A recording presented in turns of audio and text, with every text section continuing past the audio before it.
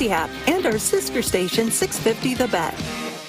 Sports Radio 610 presents Seth Payne and Sean Pendergast. We coming to H time. Let's get the work in, man. Let's go. Great day, great day.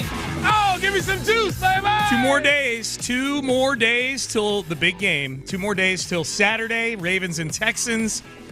And it'll be here before we know it. 3:30 kick right here on Sports Radio 610. Seth and I got you at 12:30. We will remind you of that many, many times over the next couple of days. I'm Sean Pendergast. He is Seth Payne. I am, as you know, from walking into the studio with me having other cities' radio stations on, East Coast stations that are playing during our 5 o'clock hour, I'm rather enjoying the Texans still being alive in the playoffs while other teams who've had great success over the last few years are concerned about dismantling their coaching staffs, replacing their head coaches. Yep. This is fun to have the shoe on the other foot this postseason. It feels good to it feels good to know that Cowboys fans and Eagles fans are going to go into the offseason with zero hope that their guy can get it done. Like they spend the entire offseason just feeling like, all right, whatever, okay. We'll wait around, and then next year, if the Cowboys go 12-4 in the regular season, if the Cowboys win 14 games in the regular season, there's not a single thing that any non-idiot Cowboys fan will make a non-idiot Cowboy fan feel like that there's a chance. Yeah, man. Like they have zero faith in Mike McCarthy. Zero faith in Mike McCarthy. The Eagles fans have zero faith in Nick Sirianni. Yeah. Zero. So no amount of regular season success will make them feel any better about that. So we should mention, if you're just waking up, what it is we're referring to. Mike McCarthy is going to be the Dallas Cowboys head coach next year, heading into the last year of his deal. Nick Sirianni and Howie Roseman, the GM up there, according to Diana Rossini of The Athletic, have been spending the last couple days kind of vetting and sifting through potential coordinator hires. So if you're Matt Patricia or Brian Johnson, the coordinators up there in Philadelphia, I hope you're renting, not owning up there. That kind of, it looks like they're going to make some. Anyways, Brian Johnson's getting head coaching interviews, which is like that offense is completely falling apart totally with broken. him as the offensive coordinator. Brian Johnson, the second best quarterback in the history of Baytown Lee. Yeah, behind Clint Stoerner. So anyways, that was the big NFL news yesterday. It's like the Cowboys are keeping Mike McCarthy. It looks like the Eagles are keeping Nick Sirianni. And so there's 2 playoff teams every year that have no hope going into next year. Meanwhile, our head coach sees the future. Did you see that video floating around last night? Yes, DeMeco telling Christian Harris to just go ahead and sit on a route by a tight end. And if he does that, then he'll have an interception. And that's what he did. What happened? And he got a pick 6. Yes. So, that was that's we'll have that audio here. We got. In my mind, I came to it way earlier than I thought. I've got it slotted later in the show. I thought we had it. We do. Ben, do we have that? Yeah, we got it right now. Okay, yeah, cool. Let's play it. Here it is. You just hang right there and just play the quarterback. Play the quarterback. As soon as he snap, you step in front of it, go pick. Yes, sir. I'm telling you. 4th and 2 from the Browns 33. It's picked off. Here we go to the left, 25, 20, 15, 10-5. Touchdown, Christian Harris. Second pick 6 of the game. Zone defense. So here's Harris. His eyes are on the quarterback, and at the last minute, he breaks underneath in front of the intended target, Harrison Bryant. Had the run go over. I know. I'm sorry, baby. It's it's exciting out here. I don't want to hurt. I got you. Please don't. Sorry. That last part was the linesman. Yeah. DeMeco almost ran over the linesman in his exuberance. When you go back and watch that, it's pretty cool when you watch it from the All-22.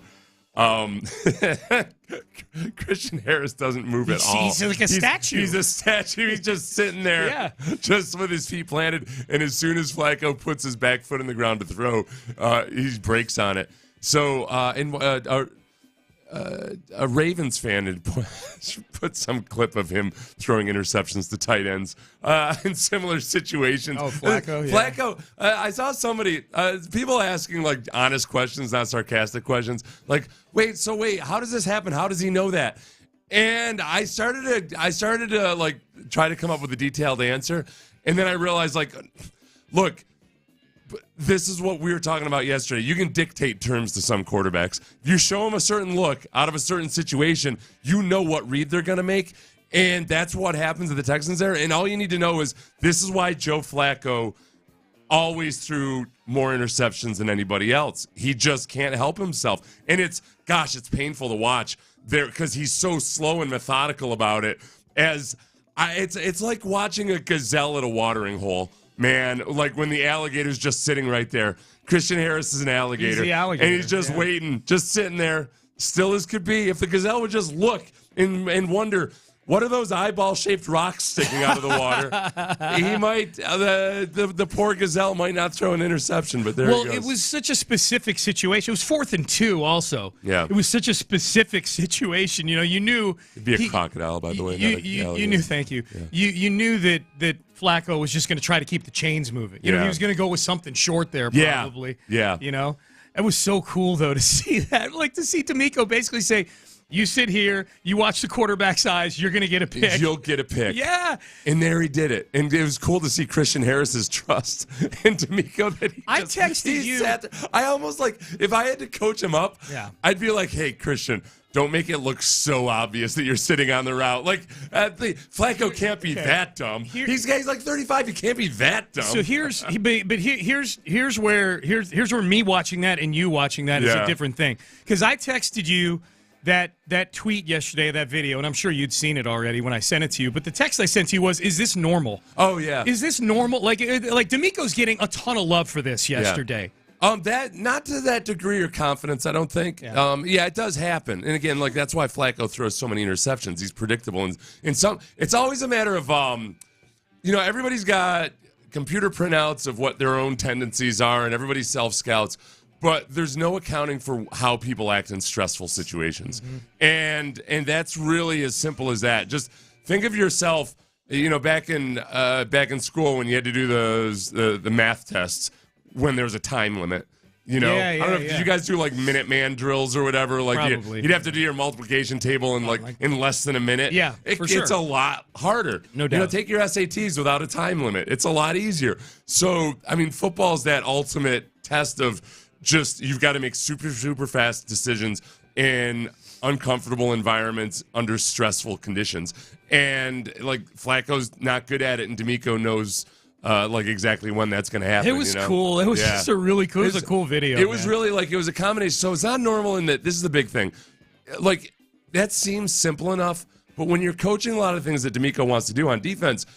There are simple answers at times, but you also got to keep 20 other things in mind too. Yeah. So, you got to be careful with what you dish out to players because there's some players like earlier in the year, I don't know exactly, maybe in that same situation he wouldn't have been quite as forceful with Christian because Christian might not have been able to handle all of it. Yeah. Because you're looking for a certain personnel grouping in a certain situation. A younger player might forget about all the other stuff and make mental errors elsewhere. And that's where, with DeMeco, there's been a constant back and forth, I think, in trying to figure out, okay, how much can we do without making mistakes, without making errors? And because when they make errors, they get gashed in the play action. But there are games where, man, when they're dialed in, it's really, really good. And we'll play Orlovsky a little bit later talking about that. That's where it's been, it's almost like where as the linebackers go, so the defense goes. Because when those guys have a really good feel, like Christian Harris did there for what's going on, they're really, really good. But when they're confused, it gets ugly super fast. Yeah, they've had some bad ones too. So Texans-Ravens on Saturday. Injury report is big, as it's been for the last several weeks. I saw some concern yesterday. Do you have concern that Jonathan Grenard and Will Anderson practiced in a limited fashion on Tuesday, but were DNP yesterday? No, because we've seen that already. We've seen them go backwards. Yeah, we saw Will go backwards. Did he go backwards? Yeah, okay. He went backwards, and we were he did a DNP out. on a Friday at one point, I think. Yeah, he had practiced and then not practiced. Yeah. So I think that those guys probably, what you just hope for is that their ankles aren't going to get any better, but just hopefully they didn't get any worse. Grenard would be the one I'd worry about because he actually left the game. at one point this past week. Yeah. Christian Harris popped up on the injury report. Limited with a calf yesterday. I'd be more worried if it was a DNP calf. Yeah. Oh, Limited. that's a good point. Yeah, if it was a DNP calf, then it would be more serious. Yeah. So he's probably got just a tweak or a tweak or a twerk. Something. Maybe both. Maybe. I hate it. I don't like seeing men twerk. I would have let him twerk after that pick six. Yeah. I would have let that go. Yeah. I don't. Well, it was like when that would have gotten a lot of run. Remember when Warren Sapp did that Beyonce dance? That was an uncomfortable look. Yeah. Not because he's a man, but because he's Warren Sapp. He's Warren Sapp. It's just something like that's the wrong kind of thick. Yeah, that's not good thick, man. Yeah. No. That's not Beyonce thick for sure. No. That's with the C and the K. Yeah. My feeling on this is if I'm thinking everybody that can walk is going to play on Saturday. Yeah, I think so. I think that's kind of what it is. Well, it's always a balance though too of like everybody's tough enough. It's just a matter of effectiveness. Yeah. So you got to be honest with each other. Mark Andrews. Well, that's what. Yeah, Mark Andrews said that exact same thing yesterday. So Mark Andrews, the tight end for the Ravens, who's been out for 9 weeks with a broken leg, may come back. He was a full participant yesterday. Right. Yeah. But he's still but he said like it's going to be it sounds like kind of a game time decision unless he's just using a little gamesmanship. Yeah. So he said, we have a lot of good players here and I don't want to I'm only going to go if I feel like I can actually contribute at the same level as I think those he'll guys. suit up. You know what I mean? Like maybe he's going to snap count or something like that. We'll see. Marlon Humphrey is dealing with a calf injury as well for the Ravens. He has not practiced. Yeah. That's a underrated one. A lot of calf stuff going on. A lot of calf stuff, man. And that cold weather up there? Yeah, absolutely. The defensive backs, I mean, really, the entire defense for the Ravens is a plus. They're all very, very good. It's hard to describe exactly, like, what's the theme of that defense or the identity. I would just say being good. A whole lot of versatility. Yeah. They're very versatile. They disguise a lot. They're just very shifty. They can shifty in a nefarious way, I would say. Shifty the same way you might be worried about a guy stabbing you in the ribs. Shifty. He's that kind of shifty. They're shifty characters, there you go. Nobody from the Ravens would ever stab anybody in the ribs. So I think that this era. The whole thing about them is that they switch up coverages. They switch up responsibilities. Their safeties play all over the place. Although Kyle Hamilton is very much like I think what we would hope to see out of Jalen Petrie next year. Yeah, like all over the place. Plays slot a lot, Rover. plays up in the box, plays free safety a little bit. Yeah. Speaking of this Ravens game, Bobby Slowick, Texans OC, met with the media yesterday. We know Bobby Slowick has been requested for interviews by a bunch of teams. Has he taken any of these interview opportunities yet? How locked in is Bobby Slowick? We're going to hear from the Texans OC next. But first, the big January clearance sale at Suit Mart. I got to tell you about that right now.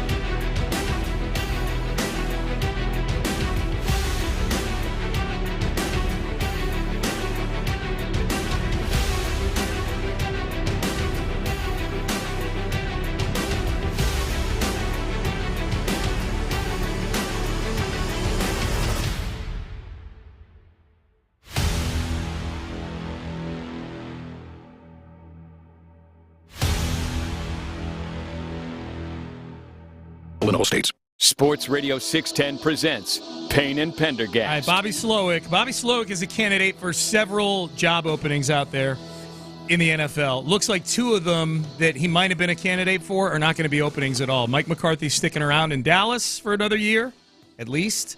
Nick Sirianni, it looks like, is going to be sticking around in Philadelphia. Nothing confirmed from the organization, but Diana Rossini of The Athletic had a tweet yesterday that Sirianni and Howie Roseman are kind of vetting coordinator candidates. Were they right hoping now. to maybe somehow Indianapolis would fire Shane Steichen and they could hire him back? Bring him back, yeah. Shane Steichen is just, I'm more convinced than ever that Shane Steichen is really good at running his offense, and it was awesome for Jalen Hurts because I saw Gardner Minshew look as consistent and as good as he's ever looked under Shane Steichen as his offensive coordinator. Gannon, too. Yeah. I would say Gannon. I mean, I know Arizona wasn't great this year, but I think they were more competitive than people thought, and the Eagles' defense was a disaster also down the stretch.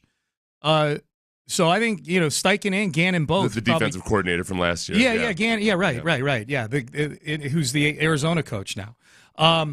Here's Bobby Slowick yesterday. Bobby Slowick asked about all these job interviews he's got coming up. He says he's locked in on the Baltimore Ravens. Same as last week, very grateful for every consideration, grateful for the opportunities, grateful to DeMeco, to Nick, to the Texans organization, for giving me this opportunity. But right now, I couldn't tell you what's going on. I'm entirely locked in on the Ravens. I know coming up here pretty soon, that process is going to start pretty quick, but I'm going to cross that bridge when I get to it right now. Right now, I'm just Baltimore. There's no interviews yet. That's correct.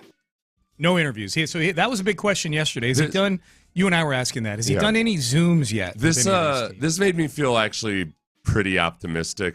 There's another couple answers here that make me feel even more optimistic. But the fact that he's staying. Yeah. I'm not hoping that he leaves. And I don't care if I didn't know if you meant about the game and the Ravens and him being focused on the Ravens. Optimistic that he won't leave. Yeah. Because I think that he could easily be doing Zoom interviews right now, and him thinking okay, that's a bridge I'll have to cross. I really get the sense that he almost consciously decided to put zero thought into it because he needs to. He's seen what happens sometimes when some of these guys are interviewing for jobs, and all of a sudden, they lose focus or they get upset or what have you. And I think his goals for this year were to dial in and become the best offensive coordinator he could. The fact that it genuinely seems like he hasn't put any thought into it makes me feel more like, okay, he's going to go into these interviews and realize, kind of like DeMeco did the year before, that, all right, you know what, I don't have a plan the way I would really like to. This is something I can work on this offseason. Yeah. I wonder, too, just if he's, I wonder how specific he is about, looking at the jobs that he's being asked to interview for.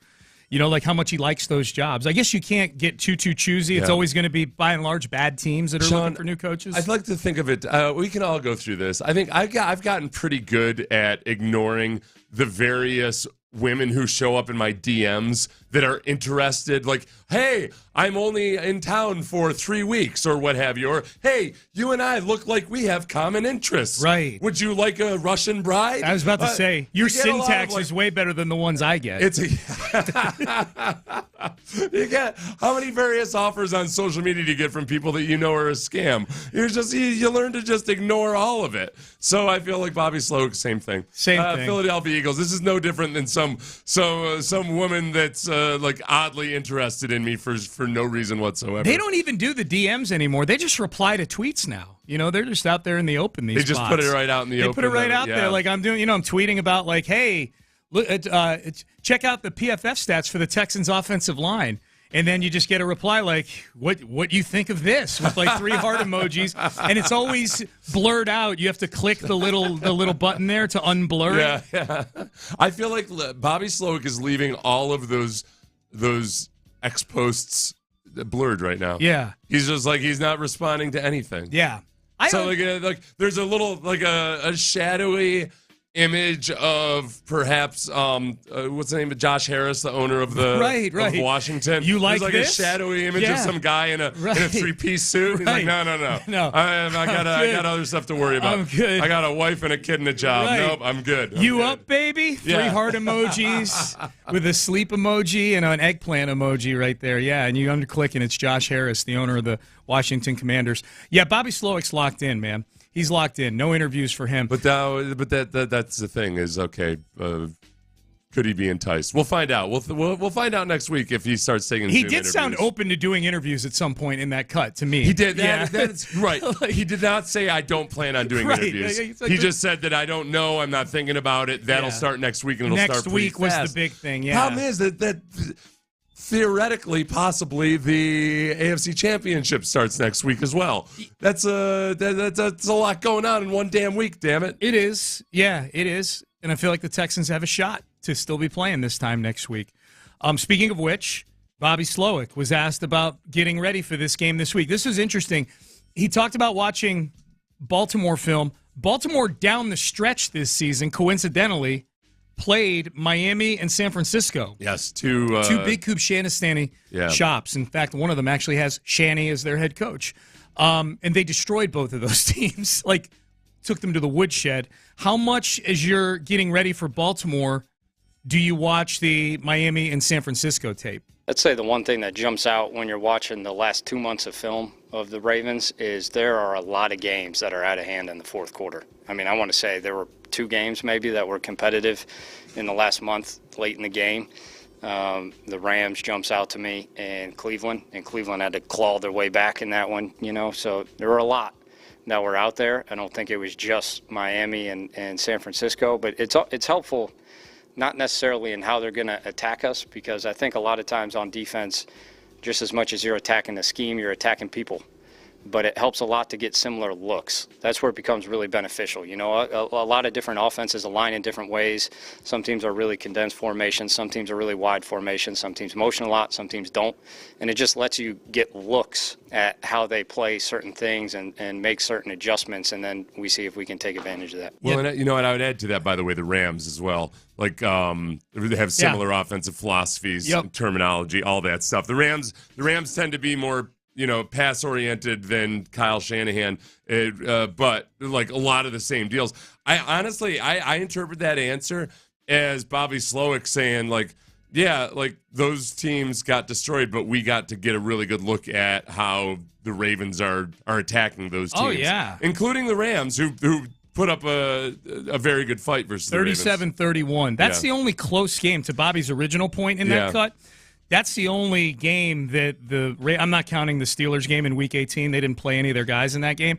But of the games where they had Lamar Jackson and everybody else playing in games, the last time they lost was in mid-November to Deshaun Watson and Cleveland, 33-31. Then they went on a 6-game winning streak where the only single-digit margin was that Rams game you're talking about 5 weeks ago, 37-31. They destroyed the Bengals. They destroyed the Chargers.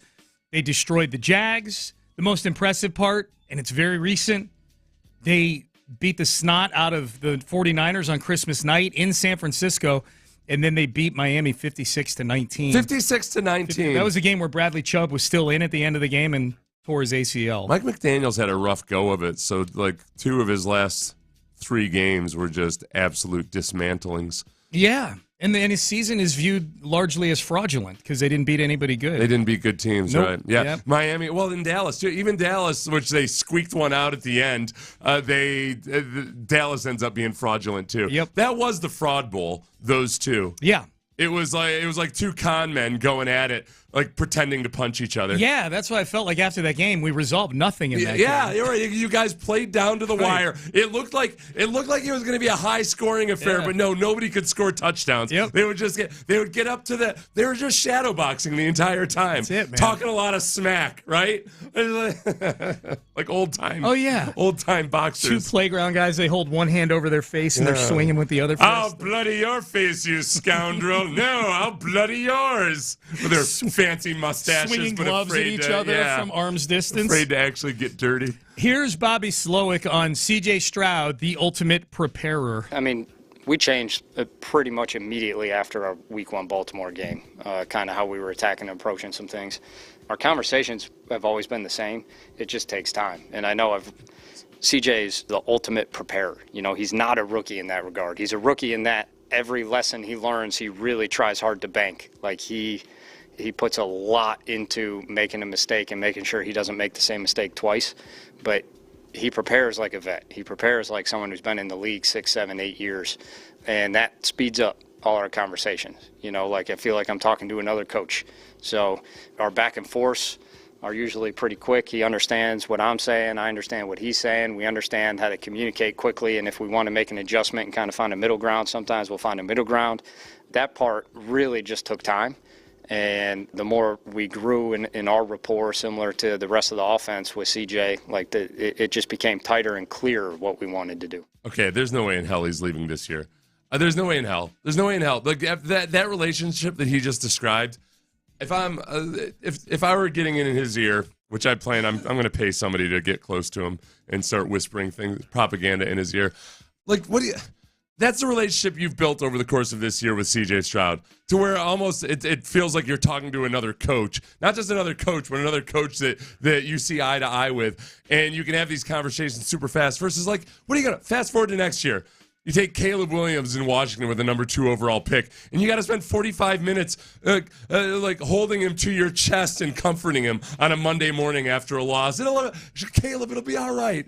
Everything's going to be just fine. This happens in the NFL the same way it happened a lot at USC. You lose some games, okay? But we'll be okay, buddy. I'll be your mother. Yeah. I'll be your mother figure. He's going to have to get one of those. Cry in my bosom. Yeah, he's going to have to get one of those Meet the Parents too. Oh, the fake strap, the fake milk, the fake breastfeeding boobs. thing. Yeah. And he's gonna have to let Caleb Williams suckle from his fake breast. Right. Suckle at my teat during training camp. You're gonna go from having high-level football conversations to Caleb Williams suckling your artificial teat. Is that what you want, Bobby Slowick? I don't know, man. That what, $10 million worth? $10 million's a lot of money, dude. $10 million a year. $10 million's a lot of money. So Caleb can suckle your teat. I don't know. I mean, that's. Bobby's his man, I'm my own man, but I don't know, $10 million? A lot of people would pay good money for that. Yeah, right. Wait, I'm the one getting paid? Look at these auction items at this charity event. Trip to Aruba, golf trip to Torrey Pines, Caleb Williams suckling on your fake teeth. Oh, I got to go 10,000 on that give for this sure. Up, Bobby, not just for one more year. Do it for the kids. Yeah. No, and I'll tell you what, that cut also, Seth. Yeah. Teat suckling aside, if Bobby did choose to go, it made me feel better about whatever the transition is to whoever's next. Like if C.J. Stroud has that level of maturity with this offensive coordinator, that's a good point. Then I feel pretty good that as long as they're hiring competent people to be the offensive coordinator, I don't know if they'll be good at Slowick. Maybe they'll be better than Slowick. Who knows? But that CJ's the guy who's going to be here forever, we hope, right? I don't know. There's something to be said for right. That's what I've always said. Like the whole hire a defensive coach versus hire an offensive coach. It really only matters if what you're planning for is mediocrity. Yeah. Honestly, because that's your safeguard. It's like, okay, because in people's mind they have this image of like, yes, you're going to have the mastermind architect offensively, and he'll work with that quarterback for 15 years. In reality, it's a pretty, if you talk about having superb head coaches, it's a pretty even split between defensive guys and offensive guys when it comes to sticking around for a long time. And what really matters is the quarterback himself. Yep. And then if you've got a really good quarterback, it's kind of easy to find an offensive coordinator. I shouldn't say easy, but it's easier to find an offensive coordinator that's going to work with them. And sometimes it's like change can be a good thing too. When sometimes you swap out an OC, which they messed with in Pittsburgh at times. Yeah. So, I think like that part is true. But I think those first 2 years, these seminal years where CJ's really still learning the league, as CJ himself said after the game, I'm still a rookie. I've still got stuff to learn. Yeah. And like those first 2 years, kind of like when a child misses out on key parts of his development, it's hard to recapture that development after puberty or what have you. Yeah. I want CJ to stick with Bobby through puberty. Yeah, through football puberty. Make no mistake, I want Slowick to stay here. That cut made me feel like incrementally better about if he were to leave. It's up to him, probably. It's up to these teams too to hire him. We'll see I do want to get to the point where, like after 2 years, I feel like CJ could help tutor whichever OC comes in. Like he's Peyton Manning or something like that, right? Like it's his offense, you know? That kind of thing. Tom Brady with Bruce Arians. Yeah. Tom Brady had to put Bruce Arians to his chest. Right. And let Bruce And there was a weird visual. suckle his teeth. That was a weird visual. With his big battery pack on his back and everything. That's on right. Bruce's back. All right, let's goatee tickling his bosom. Let's get to the Texans, the injury report in headlines here. John Harbaugh talking about this upcoming matchup. We'll have that in headlines. Big coaching news in the NFL. Really? Rough road trip for the Rockets. Oh. We have headlines coming up next. Kirk Holmes coming up now.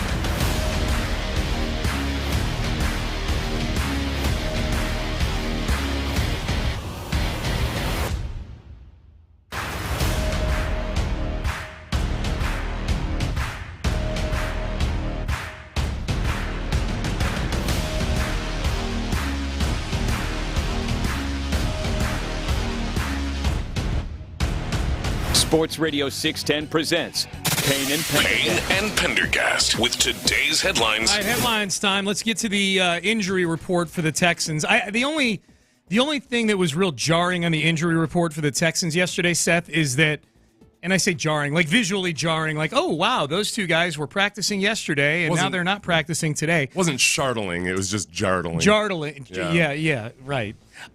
Will Anderson and Jonathan Grenard did not practice yesterday after practicing limited on Tuesday this week. Yeah. So on paper, going backwards, but I think this feels more like part of the process of managing both of those guys. You know, those ankle injuries right now. I feel like anybody who can walk is going to play in this game on Saturday. I mean, I guess. Like, that's the whole... The problem is, like, okay, if they can walk, that's fine. But if they can actually be a liability out there, you got to make that we decision. just saw both of them out there last week. Yeah. Well, except Grenard left the game. So I don't know. Like, did he re-aggravate it to a point where the next day he was really a mess? Guess we'll find out today. Yeah, I'm nervous about Grenard. Okay. You seem offended that I don't share the same gut feeling. No, I'm not about offended it. at all. No. Stop being offended at my gut feels. No. Your feel on it is more valid than mine. I'm Joe Fan here, going, if they can walk, they're going to play. And meanwhile, if I'm a player, I'm like, no, this bleep hurts, Sean. Well, okay, no, because that's the problem. Okay, like I guess when I say that, it's not like a matter of toughness or anything. It's just a matter of like, okay, the coaches and the trainers are watching guys in the pregame when they're doing those pregame workouts. Yeah. Sometimes it's the player saying like, I just don't know. Sometimes the player will be like, no, I can go, and the trainers will look at him and be like, dude, you're just hobbling like crazy. You're not going to make it. Yeah, I guess I should say they're all going to want to go for sure.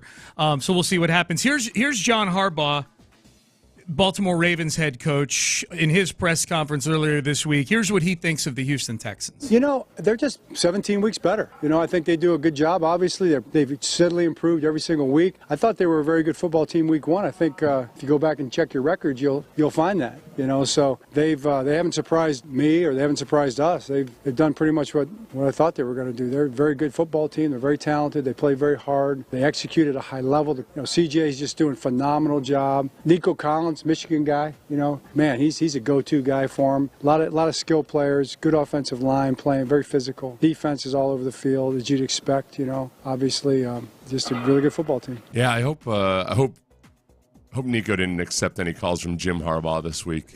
Yeah, you might pull a little Belichick mind trick thing on him or something. Yeah. You're not allowed to talk to Jim Harbaugh this week, Nico Collins. Nope. None of this like, hey, let's reminisce about old times. The year you didn't play for me during COVID. I was going to say, it's a long time ago. Nico hasn't played for him. Nico sat out. You know, that's one part of the Nico Collins saga that you forget is that he also, he sat out an entire year of football. When people ask, like, how did this guy go in the third round? Okay, this is something I haven't heard people compliment Nick on in a while since Nico really came to preeminence, is that there was a little bit of a gamble on some of the COVID guys. And I think Nick, I would suspect that Nick looked at Nico and thought, wow, people aren't sure about this guy because they didn't get to see that last year of college football. And, like, this might be kind of a bargain here in the third round. Gave up a lot to get him. Yeah. He moved up 20 spots. He gave up way more than people thought he should. I think there were some GMs that COVID draft that kind of said, all right, we don't know, so I'm just going to, like, extrapolate the graph. Glitch in the matrix. Yeah, and we're just going to, so, because Nick did that with a couple guys. I'd have to go back, but I remember Nico Collins being a guy that I thought, okay, the Texans seemed one that were, like, kind of bullish on some guys who were getting checked down because they sat out the COVID year. We got some text here about the previous segment. I wanted, this is headlines I know. There's not a ton of headlines today. Rockets lose last night to the Knicks. They went 1-5 on the road trip. No reason to dwell on that. Mike McCarthy is sticking around in Dallas. We've talked about that this morning for another year at least. It looks like the Eagles are going to retain Nick Sirianni. So two big openings we thought might be out there and available to Bobby Slowick are not going to be out there, it would appear. We got some texts about a Bobby Slowick cut we played in the previous segment. And this maybe kind of sailed past me, but it was the cut about the Texans and Bobby Slowick using the Miami and San Francisco film as a way to scout scout the Baltimore defense. Baltimore played both Miami and San Francisco, both of whom run the same offense the Texans do. I want to play it again and see if I hear the same thing that these people noting on the text page that Bobby basically said, don't compare CJ to those bums Purdy and Tua. Let's see if we hear the same thing. I'd say the one thing that jumps out when you're watching the last 2 months of film of the Ravens is there are a lot of games that are out of hand in the fourth quarter. I mean, I want to say there were 2 games maybe that were competitive in the last month late in the game. The Rams jumps out to me, and Cleveland had to claw their way back in that one, so there were a lot that were out there. I don't think it was just Miami and San Francisco, but it's helpful, not necessarily in how they're going to attack us, because I think a lot of times on defense, just as much as you're attacking a scheme, you're attacking people. But it helps a lot to get similar looks. That's where it becomes really beneficial. A lot of different offenses align in different ways. Some teams are really condensed formations. Some teams are really wide formations. Some teams motion a lot. Some teams don't. And it just lets you get looks at how they play certain things and make certain adjustments, and then we see if we can take advantage of that. All right, so you attack people. Yeah. That's the part I think the texters are hearing. Yeah, I'll take it at face value what he said, which honestly was, if you read through the lines there, like if he wanted to be bolder about that, he'd be like, well, because the way DJ Bieniemy asked the question, I believe it was DJ Bieniemy, was basically like, look, the Ravens just destroyed the 49ers. They destroyed the Dolphins. Those are 2 Kyle Shanahan and/or Kyle Shanahan acolyte offenses. Like, are you worried a little bit about that? Like, to paraphrase, and Bobby said, no, we got really good looks at the Ravens. Like, what? No, it's actually an advantage. I would have to flip that on its head. What am I? A scared little, what am I, Caleb Williams? No, we're going to turn that into a positive. I don't know, and I couldn't hear, because you can never hear the damn audio in those press conferences. I couldn't hear if DJ mentioned that the Rams are also out of that same tree, and the Rams have a lot of similar traits to those offenses. Because the Rams fought pretty hard versus the Ravens. That was the one competitive game that the Ravens really have had since the Browns game. So, I look at it. I don't look at it as him insulting Tua, because they also have Tyreek Hill. They also have Jalen Waddle. It's like the personnel for the Dolphins. It's more than just the quarterback. I'm with you. I like that this energy exists though in the fan base. Like, don't compare CJ. Hey man, he ain't Brock Purdy. He ain't Tua. Yeah. He is Coleridge, Bernard, Stroud the fourth, baby. A lot of you know what? I think there's a little bit of false bravado among some fans, and I know this because as soon as I say anything like, yeah, you know what, Lamar Jackson has actually genuinely improved as a quarterback this year, I'll get like 5 different people who are like, why are you saying they can't beat Lamar Jackson? Why? They're gonna kill him. They're gonna kill him. I'm like, all right, you're not actually confident. You're the guy that's beating his chest a little too much. No. What I say is that CJ is a damn fine quarterback. In terms of being an actual quarterback that doesn't have to rely on his legs, I think he's a better quarterback than Lamar Jackson. I think he's more technically sound and pure. I think he's already there in a lot of regards. It's just that Lamar Jackson has turned into a better combo package than he used to be in terms of he still can use his legs extremely effectively, both as a passer and as a runner. But he's improved as a passer mostly because they've got a new offensive coordinator that's running a more diverse offense. And Lamar Jackson, for years, people would wonder, well, can the offensive coordinator, Greg Roman, just not call these plays, or can Lamar Jackson not execute them? Turns out that it was Greg Roman. Yeah, that change in OC is the thing that makes me pump the brakes a little bit on the whole Lamar Jackson sucks in the playoffs thing. Right, exactly. This is the first playoff he's going into with Todd Monken as his OC. Well, Let's see how that goes. Well, and that's where it's a lot like basketball. So much of it in the NFL playoffs starts to remind me of the Rockets when they were in the era, and it's partly like this is going to sound harsher on the Rockets than it should be, but there is an element to racking up regular season stats, but then what do you do when you face a really good team in the playoffs? Because it's different. You can't just take advantage of statistical inefficiencies and everything. These are actually mano-a-mano matchups, and it doesn't always work out that way. I think that with the Ravens back when he was MVP, when Lamar Jackson was MVP, they did a lot of stuff where they could just steamroll lesser teams or even good teams without a bunch of time and focused preparation. But by the time they got to the playoffs, A, you're facing better teams. B, you've got an entire season full of a simplified offense. and it's very clear what the quarterback can and cannot do. And I think whether it's the Dolphins this year, it's the Cowboys this year, it's the Ravens back under Greg Roman, it was a lot easier to figure out exactly what you needed to take away from those guys come playoff time. This year it's different with the Ravens. They're a more diverse offense. Absolutely. All right, into the 7 o'clock hour we go. DeMeco Ryans sees the future. We have the proof. And the national gushing about C.J. Stroud and what the Texans might be able to pull off this weekend is at a fever pitch right now. We'll have that for you as well coming up next. Yeah, I did something yesterday. And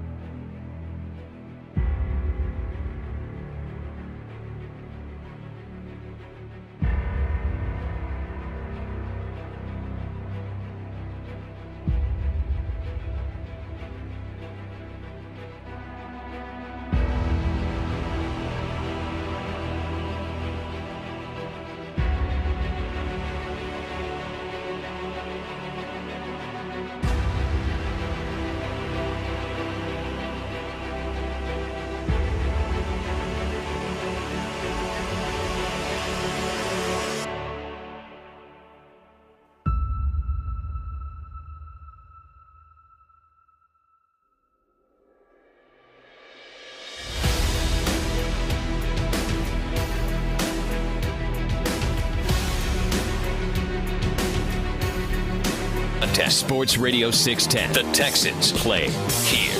An Odyssey station. Sports Radio 610 presents Payne and Pendergast. So as we sit here, Mike McCarthy, the headline on TV right now, Mike McCarthy returning to Cowboys for a 5th season.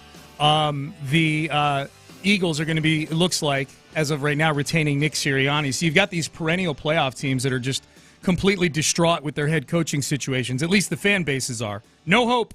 No hope for those teams. Meanwhile, the Texans have a head coach who in the last 24 hours has one of the best viral videos floating around with him in there. Here is DeMeco Ryans, courtesy of NFL Films, instructing Christian Harris exactly what to do if they get a certain look with Joe Flacco under center. Here's what you're going to do, Christian Harris, and you're going to intercept the football. You just hang right there and just play the quarterback. Play the quarterback. As soon as he snap, step in front of it, go pick. Yes, sir. I'm telling you. 4th and 2 from the Browns 33. It's picked off. Here we go to the left, 25, 20, 15, 10, 5. Touchdown, Christian Harris. Second pick 6 of the game. Zone defense. So here's Harris. His eyes are on the quarterback, and at the last minute, he breaks underneath in front of the intended target, Harrison Bryant. Just had to run go for it. I know, I'm sorry, baby. It's it's exciting out here. Yeah, that's that. I got you. Yeah, no, please don't. Yeah, that last part. Sorry. That last part's the referee, the linesman. Sorry about that. DeMeco in his exhilaration almost ran over the linesman. Yeah, that's my way of saying go find the video and watch it. It's really, really good. It's really good, and it's I got a kind of a good illustration of how DeMeco's worked with the linebackers this year, and Christian Harris is his ability to kind of capitalize on the information DeMeco was giving him, because it was the part that they would have cut out from that was exactly which coverage they were playing versus which formation. Like Flacco, there's a reason Flacco's thrown as many interceptions as he has in his career. There's some predictable elements to him. And like what smart defensive coordinators and smart defensive players do is at times they'll dictate terms to the quarterback. They bait him into what they want. Linebackers can do it with alignment a lot because a quarterback will kind of make a pre-snap judgment. He'll take a quick scan, see where the linebacker is, and just assume he's got a window there. Like if I had one criticism of Christian Harris on that play, it would be that, like, man, it was so obvious that he knew what was coming. Yeah, make it look like you're doing something. He just stood there. Yeah. He stood there absolutely still while everybody else was flying around getting to their spots. It's jarring. Yeah, so there's like credit both to DeMeco Ryans and Christian Harris there, but also that you gotta be careful as a coach in exactly how much information you give your players. And like as simple and straightforward as that seemed right there, he's also telling Christian Harris, in this situation, this down and distance, this personnel grouping, all of those things. If you start to give a young guy that doesn't have everything else nailed down that information, it's going to confuse him and it's going to screw him up. And that's what we've seen with the Texans defense over the course of the season, especially these last few weeks. I think DeMeco has felt a little bit more comfortable disguising things in the secondary, rotating safeties, doing a lot of stuff that's a little bit higher level and can confuse a quarterback that he couldn't get away with doing it earlier in the year because guys would just make mental errors. There was this week after week, remember, where it was just these blown coverages. The play action was just destroying them. And like that part, it's gotten to be a smarter football team in these last few weeks. Yeah, yep, for sure. Text message. Curious your thoughts on this, Seth. With Nico Collins probably being the main priority for Baltimore, who do you think or expect to really step up and make a difference and help elevate the offense? So who of the non-Nico people? I'm not giving you a non-answer here. I think the important thing is that you don't know. Like if I could answer that question, then I'm damn sure Mike McDonald, the defensive coordinator for the Ravens, could answer that question. I think that one really promising thing from last week was that John Mechie getting open he was schemed open. Yeah. And like they took advantage of some of the tendencies of the Ravens cornerbacks and defensive backs to play aggressively more towards Nico and others, and they freed John Mechie. So I would say either John Mechie again, Xavier Hutchinson. And I don't say, like, breakout is a misnomer. I think just those guys are going to get opportunities. Yeah, here's I'll give you an answer. I'll give you a specific name. Who do you think or expect to really step up and make a difference and help elevate the offense? The answer is Bobby Slowick. Yeah. That's the answer. Yeah. Bobby Slowick, seeing certain things out there that you can scheme up, get John Mechie in the, in that gap right there in the defense, get Robert Woods open for a crosser. Yeah. You could run the play, the Dalton Schultz play. Man, they showed that on the NFL films, the Dalton Schultz touchdown, and they showed DeMeco mic'd up on that, and he's like, man, great call, Bobby. Great call, Bobby. And this is the other thing you have to think of. All right. So Bobby Slowick yesterday, I'll say CJ Stroud, because Bobby Slowick yesterday talked about how, how smart CJ has gotten, how they can communicate, at a different level, and that he's not really a rookie anymore. He's not operating like a rookie. I would say that Brock Purdy and Tua Tagovailoa are not as advanced with their football intelligence yet in their offenses as CJ Stroud is. And I think that when a really smart defensive coordinator faces a scheme with which he's somewhat familiar, and faces quarterbacks that still are growing. And I mean, CJ's still growing, but I do think CJ's going to be a little bit more capable and able to actually work through progressions. Like, old school going through your progressions is making a comeback. For a while, things had turned into like, well, you just, you kind of see what you got pre-snap, and then you can eliminate the first and second read and know that you're going immediately to the third. It's getting to be a little bit more, because these defenses are doing such a good job of disguising and playing more zone and all that. It's getting to be back to where you got to actually go through your progressions, and CJ's really good at it. Remember that audio we played yesterday of EJ Speed, the linebacker from the Colts, talked about how degrading it was. Degrading. I couldn't think of the word. This guy gets to his third read. You know how degrading it is when a guy gets to his third read? CJ does it like as he's about to get hit. That's where I think the difference can be between the Dolphins and the 49ers, is that those guys are still playing with younger quarterbacks mentally, I think. That's something else, because those two guys have been in that offense for 2 years now. Yeah. No, and they're very good. It's just that, I mean, with Tua,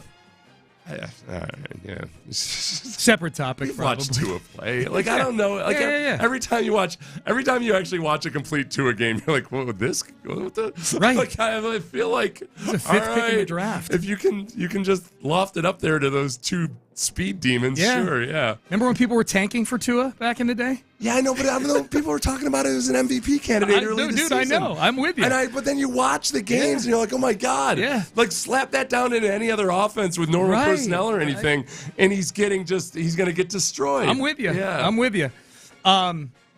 National attention for the Texans.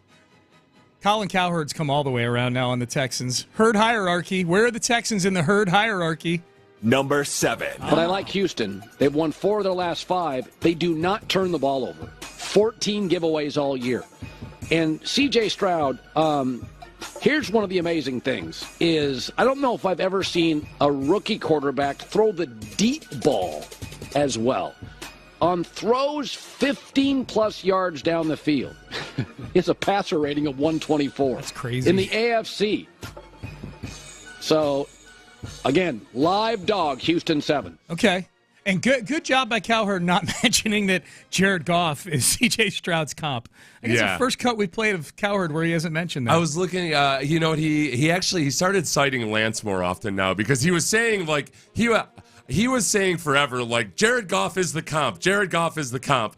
And like, it was like something, like it was a commandment or something. Yeah. Well, no, I think that's the whole thing. Like, I think it's I do think it was a valid comparison. Like, for like projecting everything, I totally think it was a valid comparison. It's that, like, Cowherd, because this is what I know Lance wouldn't want. Lance doesn't want you to take that comp and be like, that's exactly the same guy. He'll forever. Those draft analysts hate when that happens. Yeah, like, people act like you make that comp. Like, a lot of them hate making the comp, because then people act like, well, Jared Goff didn't do this or Jared Goff didn't do that. And it's ironic that now, like, as Colin Cowherd is abandoning that, like, Jared Goff is actually doing pretty damn well. Yeah. He's one of the ones still standing, just like CJ. Brock Purdy, very good with a deep ball. CJ Stroud, very good with a deep ball. The common trait there, again, is, okay, Kyle Shanahan offense.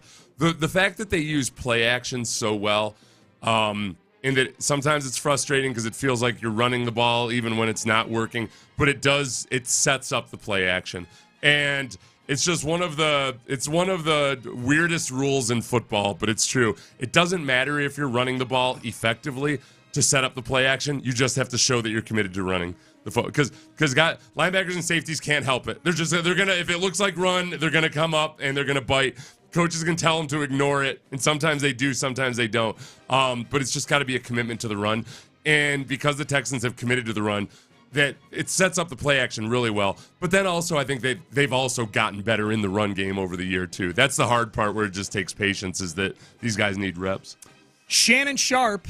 Here was Shannon Sharp on his podcast he does with, what's up? I'm sorry. C.J. Stroud this year was in a lot of the different metrics on deep ball, was basically second to Brock Purdy. Yeah. And throws 20-plus yards. Yeah, man. 124 passer rate. I don't care if it's schemed open or it's because of the quarterback. That's pretty damn good. When I was looking at those stats yesterday, it's a good reminder. I always have to remind myself sometimes that like 50, if you were 50% on your deep balls, that would be like all-time phenomenal. Yeah, right. If you're 30, I think CJ's in the 30s somewhere, which is like one of the very highest completion percentages on deep balls. It's just that, I always feel when somebody misses a deep ball, I get irrationally angry about the quarterback not having it, but it's just that's the way it goes. Yeah, 124 passer rating with not a good completion percentage. I mean, but they're huge chunk plays, and he doesn't turn the ball over. Like no, he has a good completion percentage. It's just.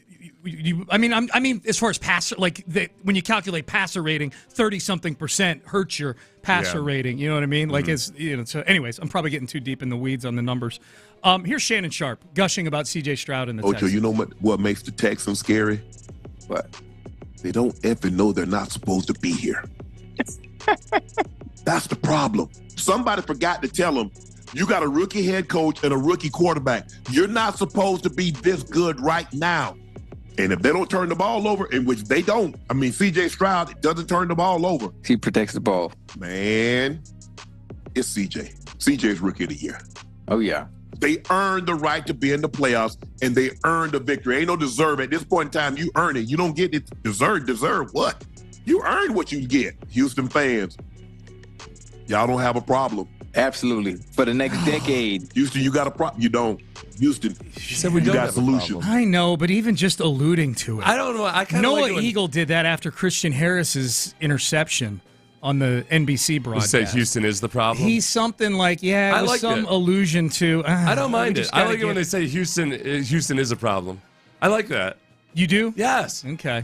What's wrong with that? That's taking a negative and turn. That's a. Do we just got to get the whole? We just got to stop connecting Houston with problems. Let's move on to something else. You think Cindy Crawford gets tired of hearing about her sexy mole? Probably. She might actually. Yeah, she might. Does she still have it? I think so. Yeah, she's in those Rooms to Go commercials all the time. She still looks really good. She looks amazing. Yeah. Did you know her husband was a model? Sounds about right. That's how they met, a long time ago, I guess. Yeah. I always thought he was a billionaire or something. Maybe he is. Maybe he's now. a billionaire model. Yeah, maybe he's. Yeah. I always thought male models were notoriously dumb, though. They're not. Or is that just because that's Zoolander? All right. That's just, I'm thinking of Zoolander. Why are you asking me about male models? Male porn stars are notoriously dumb. That's probably true. Because back in the day, back before Viagra especially, it was just kind of like, you gotta have There's one trait you need. Self-consciousness. Yes. And to have that, it helps to be one kind of psychological trait and one physical trait. That's all you need. Here's one more national gushing about C.J. Stroud and the Texans. Chris Long comparing CJ to ... He was the first guy, and this is where I was like, okay, yeah, he's him, as they say. Yeah. He goes to Cincinnati, and the performance that he put on there was incredible, and I was like, the first guy since the guy on the other sideline to remind me of the guy on the other sideline, and Joe Burrow, right. and C.J. Stroud. And you know who Joe Burrow reminded me of when he came in the league was Tom Brady. Hold on 1 second. Wait. Yeah. That's a statement that people won't understand. You're saying C.J. Stroud, as a rookie, has shown some traits we've seen from a guy like Tom. Some traits. Some people can say he's going to win 6-7 championships. I don't know in this day and age. But what I do know is he's got that third dimension kind of deal with the quarterback where it's not just what do you see, where to go with the ball. He's an artist, too. He's a leader. He's having guys over to dinner every night. He's got a chef at the house. I wish I was his teammate. I mean, he's a leader, but he's also got those innate pocket mobility utility traits where he's able to buy himself time. His eyes are always downfield. And that's a play caller's best friend, too, because he can get you out of a lot of trouble. It's an offensive line's best friend, and the playmakers love him, too. The one thing that I really like about the way they call roughing the quarterback these days is that there have been some moments just in the last couple games since he came back from concussion where he made some really nice throws and basically got a tap on the chest, because these guys are coming up the gut, and he hits it. He makes the throw falling away from contact, but that's it. He falls down to the turf. That's where learning how to fall, doing the Tua thing this offseason for CJ, it pays extra dividends these days because there's nobody landing on top of you. You can, as long as you fall properly, including in that Jets game, honestly. I think that CJ will look at that play in the offseason, or maybe already has, I think, and look at it and be like, okay, I could have fallen differently. I could have anticipated that hit. Because Quinn Williams didn't land on me. He was trying to come off of me. You can figure out how to fall properly.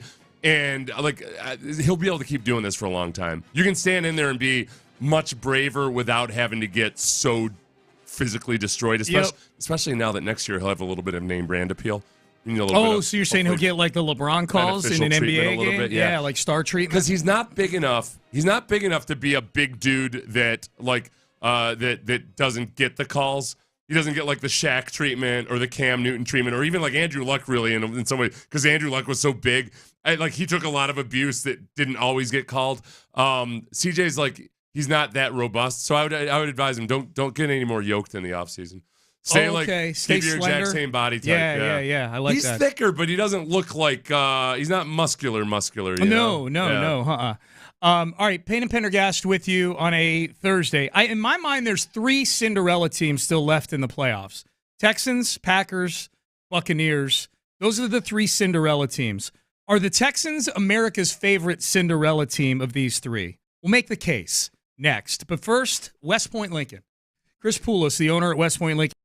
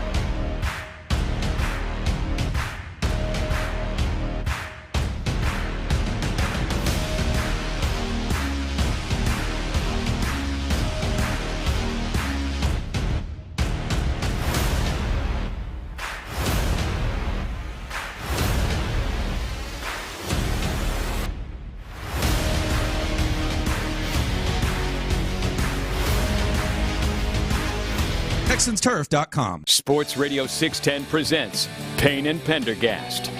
Hi, good to be with you. We are 2 days away from the Ravens and the Texans here on Sports Radio 610.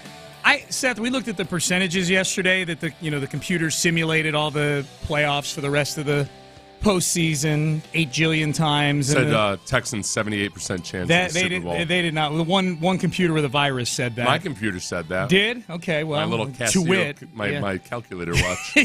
Yes. And then I spelled boob. Boobless.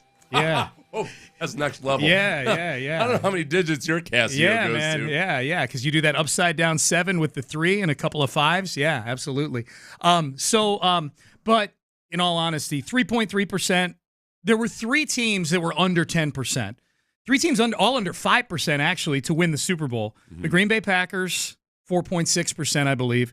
Tampa Bay, 4.2%. And then the Texans were in last place, 3.3%. Such is the nature of being the lowest seeded team left in the AFC. That's not a big surprise. Yeah. Of these 3 Cinderella teams, which do you think? And we're kind of we're in it here. You know what I mean? Like we're all Texans all the time. Which do you think of these Cinderella teams? If there's like neutral football fans that are rooting for a Cinderella run by a team? Oh, okay. Who do you think America is getting behind? Okay, well, it depends on who you are. I think if you're a team in need of a quarterback, then you want to pull for the Bucks. I feel like there's people out there that want to believe in Baker Mayfield. I can't even remember who I saw it was this morning. Somebody.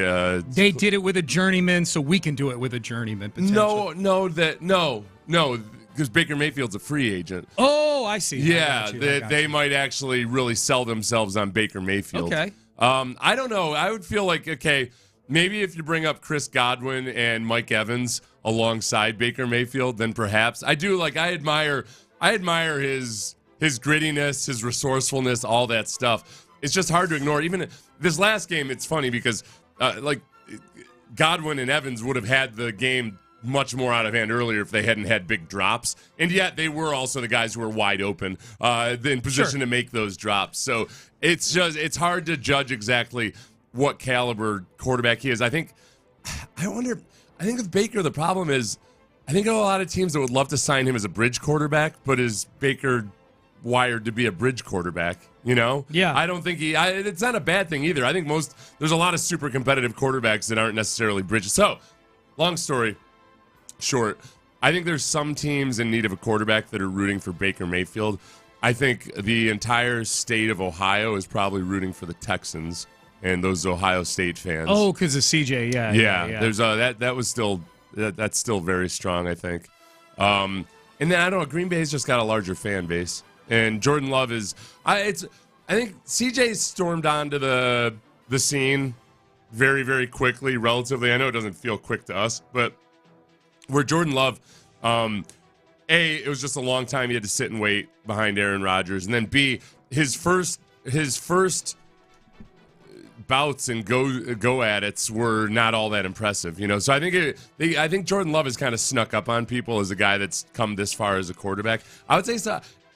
The grand total of it would be that I think the Texans are the darlings of the league, the darling underdogs. I do too, and here's why. Here's why.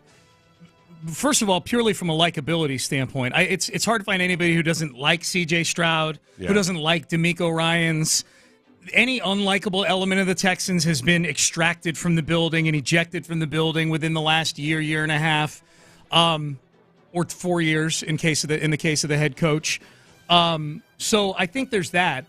I think, too, if you look at the other two teams, to me, I look at, okay, Tampa Bay, you basically bought a Super Bowl a few years ago when you signed Tom Brady. Oh, yeah, good You call. didn't earn that. Like, you didn't build to that. Like, you went and signed Tom Brady, and you got a cheat code to get a Super Bowl championship. And I know they won one back in the early 2000s as well. But as far as recency goes, you sign Tom Brady and get a world championship. Why should I be rooting for you now to get your second one in four years? You're calling them the Tampa Marlins? Yeah, a little bit. But if the Marlins had actually figured it out a lot faster. Right. Because this one is, yes, they were all those things, but now they're doing it with Baker Mayfield.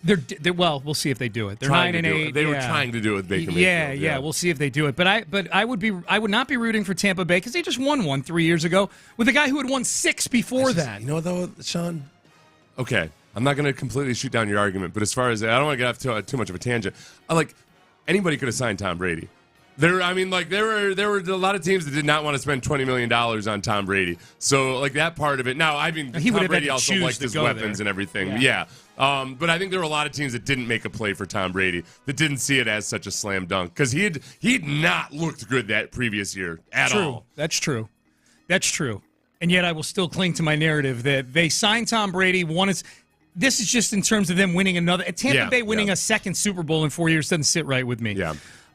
Green Bay, okay, look, you're Green Bay. You have fans all over the country. Mm-hmm. Green Bay has never had to suffer at quarterback since before Brett Favre. Mm-hmm. They had Brett Favre in 1992. They were set at quarterback for 15 years. He hands the baton to Aaron Rodgers. They're set at quarterback for another 15 years. Now they're handing it to Jordan Love, who looks like he could be a really good quarterback for them for a long, long time. You know where I... supposed to root for them? Yeah. You know where I kind of am siding with them a little bit? The old Kunster, Gutekunst, the GM. the old Goody got a lot of abuse for a long time. He won the battle with Aaron Rodgers. Oh, big time. Yeah. And people started to realize, I think the tide started to turn when they realized, wow, not being able to get along with Aaron Rodgers might not be much of a character indictment. So and then, Pat McAfee, like the one guy that Pat McAfee decides to go after on his super, super positive, happy, joy football show is Gutekunst. He talks about him like he's an escaped war criminal or something. And now Gutekunst is just taking it all in, I guess. Yeah. So I'm a big Gutekunst guy. You are? Yeah. I could be too, but not enough to root for. I mean, I'm obviously rooting for Houston, not Green Bay. But I'm just saying, if I were in Arizona, as a Cardinals fan or something like that, if I got to pick one of these Cinderellas to root for, I'm rooting for the Texans. No. Yeah, the Packers don't. The Packers do deserve a long stretch of insignificance. It's really a shame that Jordan Love looks like he might be good. Yes. But for the very least this year, I would love for them to just not leave, but leave like everybody else has left the playoffs in an embarrassing fashion. Very few good football games so far in the playoffs. I would say, too, all these people that were when Cleveland was still alive, and they're like, oh, Detroit and Cleveland, that would be the ultimate because neither have been to the Super Bowl before. The Cinderella, one of them would have to get off the schneid. If you are one of those people and you're not replacing the Browns with the Texans in your take, you're a fraud. Yeah, no. That's You're a fraud. Like eating a rotten apple through a burlap bag or something. Like those two Good getting analogy. together. There's a couple of That's gross. just ugly cows making love. Yes. No. We're not going to get that, so it's okay. Text message, CJ's ability to learn almost immediately is just amazing. Mm-hmm. That's what when I go on in other markets and they're like, what's the most amazing thing about CJ Stroud? And I get asked that a lot. That's what I always say. Like, this dude, like when he makes mistakes, like early in the season, he's taking 12 sacks in the first 2 games or whatever it was, 11 sacks. That was not ideal. And then all of a sudden, for the next 4 games, behind a makeshift offensive line, he doesn't take any sacks. 0 sacks whatsoever. Yeah. And the big thing, too, is that I think it's rooted in a lot of preparation. And that's where I never take athletes at their word when they talk about how hard they work. And it's not any individual athlete's fault. It's just that there's so many guys who are so full of crap about this. Goes back in the old days when tape crews would send home VHS tapes with guys who wanted to grind the tape. They would send them home with blank VHS tapes all season long. And just to see. Yeah. The old Jamarcus Russell. The guys would never once say anything about the blank VHS tapes. Right. So that was like, I never really take the athlete at face value. With Bobby Slowick in the way he talks about CJ Stroud, it's very obvious that he's putting in extra preparation because there's some things that you can do. No matter how smart you are, you can't come in and fake the lesson plan, So, like, when a guy comes in that prepared to where you don't have to explain the game plan, you don't have to explain that day's practice script, all that stuff, that's just, it's got to be really, really cool as a coach to know, all right, we're starting off, we don't have to start at square one every day. We're starting right mid-lesson because this guy came in prepared. Yeah, man. It's an efficient way to go about business for sure. Text message, I feel like the Lions deserve Cinderella status regardless of their record. That's a good point. Yeah. Should I throw them in the stew? They've stepped it up with their uniforms, too, so it doesn't feel like as much like that eating an apple through a burlap bag. And they're a good football team. Like, that's the other thing. Like, they're pretty good. I like Dan Campbell against my will. I didn't. Me too. Yeah, I tried really I hard didn't want to like him. The propaganda campaign has come through. You know what did it for me was there was a clip of him talking to the team in his first year where he had them all huddled up and they were doing apparently full contact, like tackle to the ground goal line drill or something.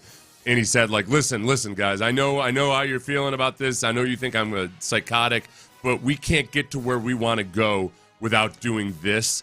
And it was a pretty cool speech he gave. It was in training camp. Yeah. And now you come full circle. They're playing that a lot now because here they are right on the cusp. I saw it for the first time like 3 days ago. I know the exact. He's all sweating through his shirt. Yeah. That was a good speech.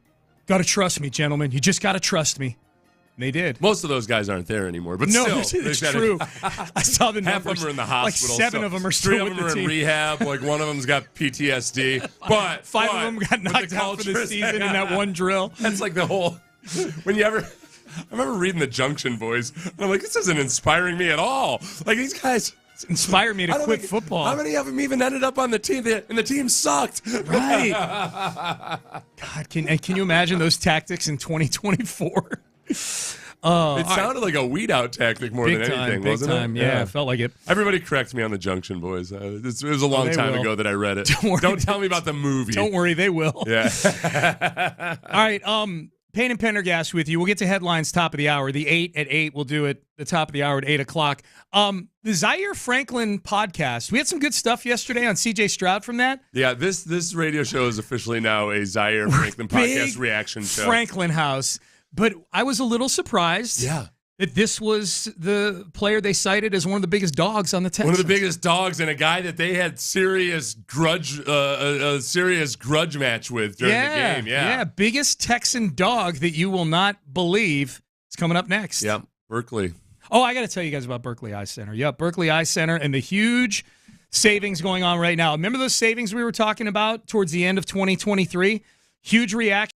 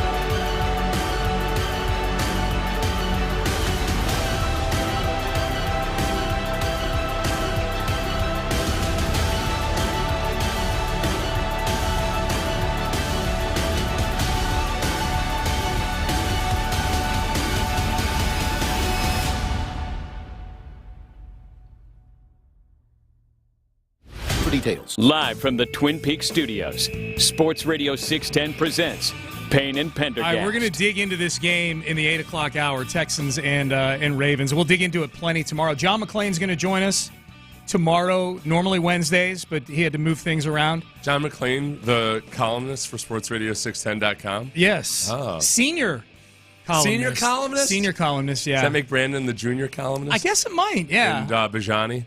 And the junior columnist? Senior, junior. Okay. Spillane. Child size. Yeah. We got a good staff, man. Now that you rattle off those names, we got good people covering the teams here for our website.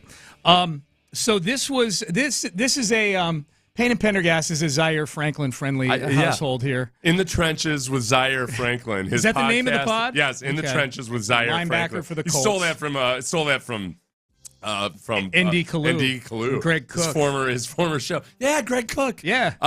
Cookie. So, but In the Trenches with Zaire Franklin. It is a weird one for, like, I never think of linebackers as being in the trenches. I thought specifically linemen, but whatever.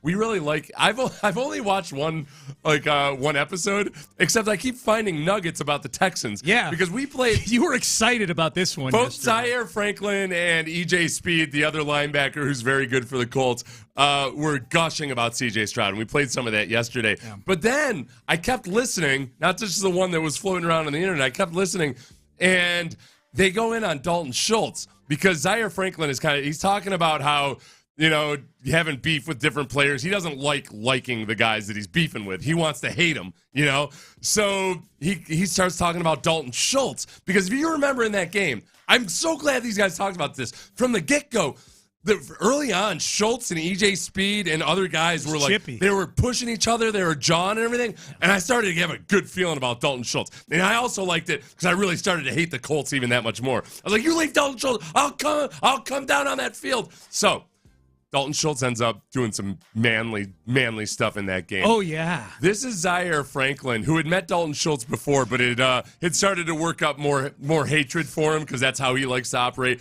This is Zaire Franklin talking about his beef with Schultz during the game. I told you, I don't like people that I go against. Like, after the game, we could be cool. Like, after the game, we cool. I big beefing with my man Dalton Schultz. Yeah. Big beefing. All week. I'm right at him. He pieced it up with me. God! And I totally respect it. I hate that. He pieced it up. Yeah, he did the same thing. We cool again. Yeah. I'm mad as about that. We pieced it up. I like that he's mad that they're made friends. Peace. Yeah. Well, I was talking to I hate that I like this guy. I was talking to Tony Baselli about this when he was here for the Jaguars game. About and it's funny because Tony is super religious, you know, but also is an old school football player. And we were talking about just how he doesn't seem to they all love each other. It's really annoying. He's like, yeah, no, we didn't like each other back then. Like, yeah, guys hate him. And he talked about when he was a rookie and he tried to pay his respects to Bruce Smith after the game the first time he played him, and Bruce Smith would have nothing to do with him. Yeah, that's old school right there. Yeah. Bruce Smith didn't want to even talk to him. Yeah, there used to be genuine hatred between offensive linemen, football hatred, but genuine football hatred. So I like that Zaire Franklin at least is making the effort. But then, so EJ Speed, I think EJ Speed had been more chippy. If I recall, it was EJ Speed that they had a close up of those two going at it. EJ Speed gave his respect to Dalton Schultz despite their beefing as well. The best part about Schultz is he made me respect it because a lot of white, I can say it. A lot of white boys, they get sensitive. They get sensitive and be like, "Why are you like you know what I mean?" Bro, what do you mean, bro? Dalton was at it though. Like, you feel what I'm saying? He was at it. No, he said y'all fucking can't even tackle. Whoa. And he wasn't. And the crazy thing was, he wasn't crying to the ref. Okay. Yeah. When it was beef and Dalton got his push back, his push after the play, and I pushed him back or whatever like that, he ain't flop. Okay. He didn't look at the ref, so I'm like, all right, you feel me? I can respect your gangster. Still you respect. I've always respected Dalton Schultz's gangster. That's the first thing that jumped out at me when he was in training camp. I'm like, this Stanford white dude is gangsta AF. Oh, yeah, he's from Stanford. Stanford white dude, gangsta AF, man. Don't get near Dalton Schultz. I'm sorry. At first, I bowed up, and I was like, what the hell are they talking? Oh, yeah, guilty. What the hell are they talking about? White guys get sensitive. Dudes? What the hell? Oh, okay. Yeah, I get it. That's totally true. I totally get it. Yeah. There I am, validating that claim. That's now, funny. I would say about that, before anybody bows up and gets all sensitive, that's cultural, you know? Like with any cultural, there's a spectrum of different. It was two white guys on a podcast. Some white guys act like this, some black guys act like this. It's not they're not sitting there, they're not trying to start a movement or anything. They'd have been canceled. I don't know about that white guy voice impression, though. Theirs? I found that degrading as well. Just like play it again. I was still. Bro, what are you doing? I was just marveling so much at the take. No, listen to the white guy impression. Yeah. You can play it from the beginning, Ben. The best part about Schultz is he made me respect it because a lot of like. White, I can say it. A lot of white boys, they get sensitive. They get sensitive and be like, "Why are you like that?" Like, you know what I mean? Bro, what do you mean, bro? That is kind of what we sound like, though. That was really good. What is the meaning of this? What? We're a little higher pitched, though. What in tarnation is going on Listen here, homie. No, I think it's evolved from Eddie Murphy used to do a pretty good, like the standard. Oh, dude. The standard white guy impression. Am I gonna fall for the banana in the tailpipe? Yeah, that used to be the standard white guy impression. And then Dave Chappelle, when he did his skit where he pretended he was a white guy, going, "Oh no, that was an Eddie Murphy one. Eddie Murphy. That was an Eddie Murphy one that had a little bit of a deeper voice." That's how Eddie had his stand-up. I'm buying this newspaper. It's a really funny. I would like to borrow some money from this bank. That's the one they're doing. Yeah. It's a hilarious skit. It's from like 1982. It's hysterical. It's Eddie Murphy disguised as a white man walking into like a bank, and the guy behind the desk is like, "Sure, how much money do you need?" Right. Yeah, it's like literally picking up cash and handing it. Oh, thank you very much. I'd like to buy things with this. So I like the fact that honestly, you're right. Dalton Schultz, kid from Stanford. Dalton Schultz has cred. Yes. Dalton Schultz has cred, which is important. He's a scrappy mofo. Where does that put Dalton Schultz on your power ranking of Texans to bring back for 2024? It's hard. Does that impact your ranking right there? Now that they respect, the now that I know the AF opponents level of Schultz, the opponents respect his gangsta. That adds a little bit. Yeah, that adds a little bit. Yeah, Zaire Franklin and EJ Speed. I don't know. It was a grudging respect they gave him, and he did kind of embarrass those guys like that team. One drive he did. Yeah. He had 4 catches on that one on the game-winning drive. He had 4 catches. God, that's but awesome. I respect John Grenard's gangsta too. Yeah, I do too. Yeah, I respect all gangstas. Right. In a football context. Yeah. I'm here for a white guy impersonation contest from all these guys. We could have a white guy impersonation contest from our listeners, including and white people are free to enter. Right. It's just like you do a stereotypical Yeah, for some of you, it's going to be very easy. Yeah. Absolutely. Right. You should start paying attention at our remotes for finding the white guy who has the most naturally stereotypical white guy voice. Yes. Text message. This goes back to our previous segment where I was asking if you don't have a dog in the fight and you're looking for a Cinderella team amongst Green Bay, Tampa Bay, and the Texans, who would you root for and why? Sean, I'm a field auditor and travel throughout the South constantly. I can tell you for a fact the general public doesn't care about the Texans outside of your area codes. First of all, sir, your area code is 713 also, okay? It's the Packers for sure. Okay, I think you're answering a different question. I know the Packers have a bigger following nationally than the Texans do. Yeah. They have a bigger following nationally than almost any team other than the Cowboys and a couple other teams. That's not the question. The question is if you're a neutral fan that doesn't root for any of these teams, which team would you back if you had to pick one? And my contention would be that the Texans are a pretty good one to back. They're very likable. They haven't accomplished much. Packers have had plenty of success and by the way, plenty of blown opportunities at success. That's where I would be like, the Packers, you've had your opportunities. Tampa, you got your title 3 years ago with Tom Brady, of all people, at quarterback. It's DeMeco Ryan's turn. Yeah. CJ Stroud's turn. That's my point. I understand the Packers have a bigger following, field auditor guy. I do think that in terms of, I guess I was looking at it through the filter of kind of the way the national media is treating it. Mm-hmm. And all of these, the really interesting thing is that all these former quarterbacks are just over the moon for CJ Stroud. The terms in which they speak, and there's a lot of guys who aren't prone to exaggerating or making bold statements necessarily or just trying to get clicks. Like that's the part that's really cool. The QB school there, the JT O'Sullivan. Yeah, JT O'Sullivan is just in love with CJ Stroud. You JT know, O'Sullivan, and he has a very popular YouTube channel and a Patreon. He's a former backup quarterback, but he breaks down quarterbacks in film. If you're a coach or an aspiring quarterback or receiver, especially, I would highly encourage you to go watch that channel. You can learn a lot. Really but good. He's like not at all like. He's not trying to impress anybody with his personality. He's just breaking down film, you know, and he's just blown away by some of the stuff that CJ Stroud does. It's cool.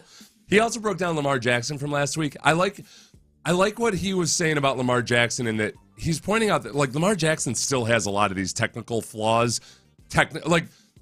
Technically, they're technical flaws in his delivery, but he's pointing out that if I were his coach, do I care? Because he's showing these touch throws. Yeah, he's completing passes. He has a few erratic ones, but the way I took it was almost like if you're coaching Bagwell, you know, like okay, well, what am I going to do? Yeah, I'd love to fix your swing as you win a batting title or what have you. You know, like you got to find that balance between what works for a guy naturally and how much do you try to tweak it. Well, and if he couldn't run, then he'd have to fix it to stay in the league. Yeah. You know what I mean? Right, like Lamar Jackson makes up for it in other ways. Well, that was always the thing, though, was when Greg Roman was his offensive coordinator, it was very easy for people, and understandably so, to point to Lamar Jackson's mechanics and say, well, this is one of the big reasons that he can't really advance.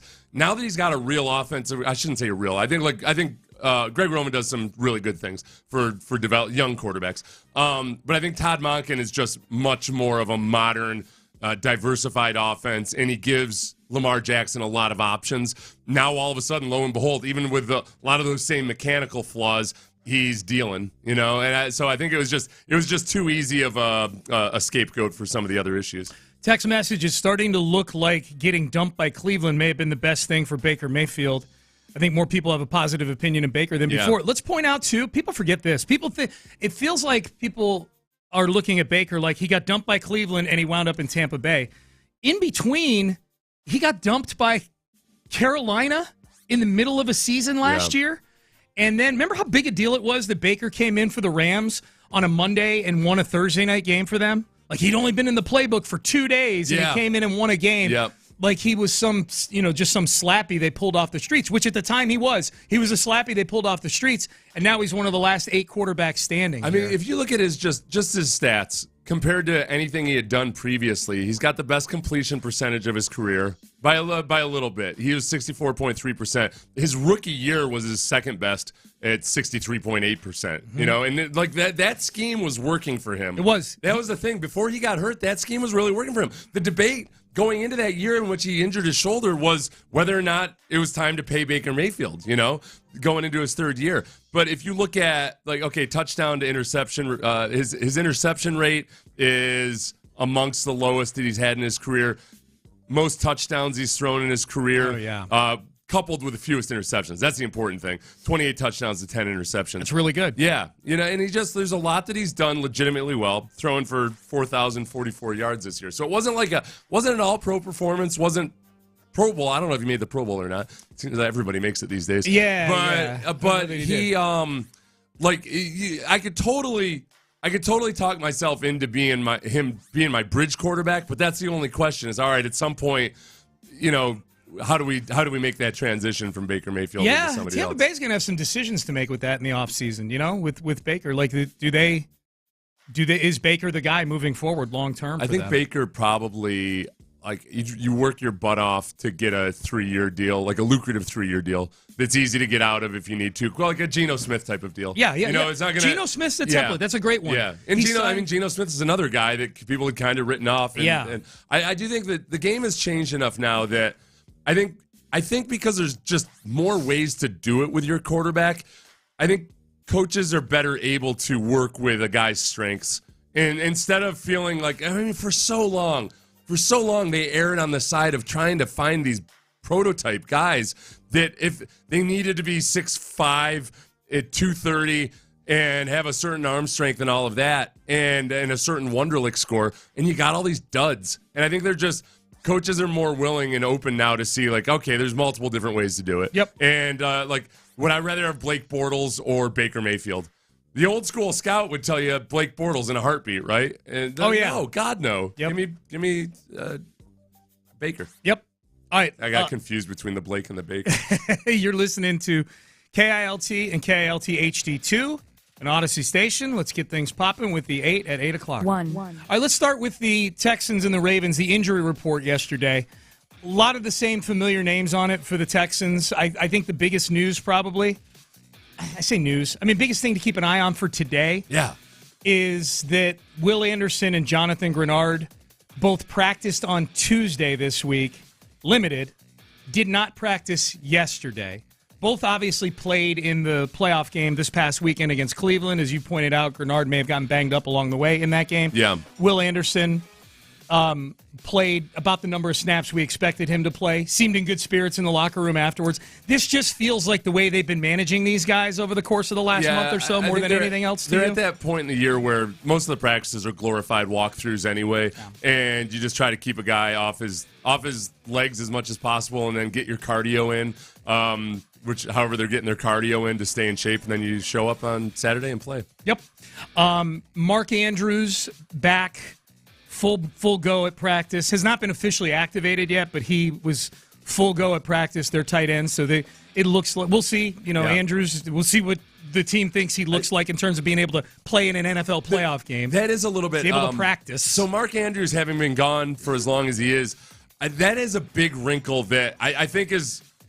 It's impossible to predict whether or not Andrews is going to play and how well he'll do, but I know for almost certain that it's commanding a certain amount of time from the Texans coaches that they got to figure out. Like, all right, point. Isaiah Likely's been good in his replacement, but Mark Andrews is a different type of all-around complete tight end compared to Isaiah Likely.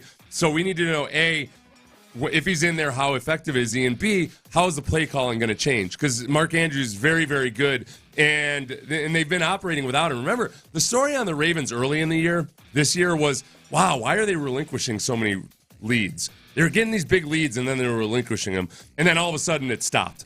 They stopped relinquishing leads. So the defense kind of clicked, but then also they were doing that without Mark Andrews. They were holding on to that lead. So it could be good, it could be bad. It could be that, okay, Mark Andrews comes in there and that makes them unstoppable, or it could also be that it's like you're adding this bum potentially like not fully recovered player to a finely tuned machine, and maybe it doesn't actually work out. Yeah, it ain't broke right now, right? Like, it ain't broke. So, maybe adding another element kind of throws a glitch into things for them.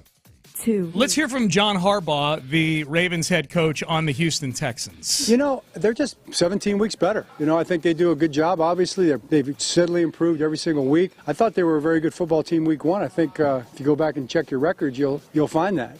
So they haven't surprised me, or they haven't surprised us. They've done pretty much what I thought they were going to do. They're a very good football team. They're very talented. They play very hard. They execute at a high level. CJ is just doing a phenomenal job. Nico Collins, Michigan guy. Man, he's a go-to guy for him. A lot of skilled players, good offensive line, playing very physical. Defense is all over the field, as you'd expect. Obviously, just a really good football team. He rattles through the on-field stuff. Excuse me, the depth chart, the players. Obviously, CJ's a big part of that.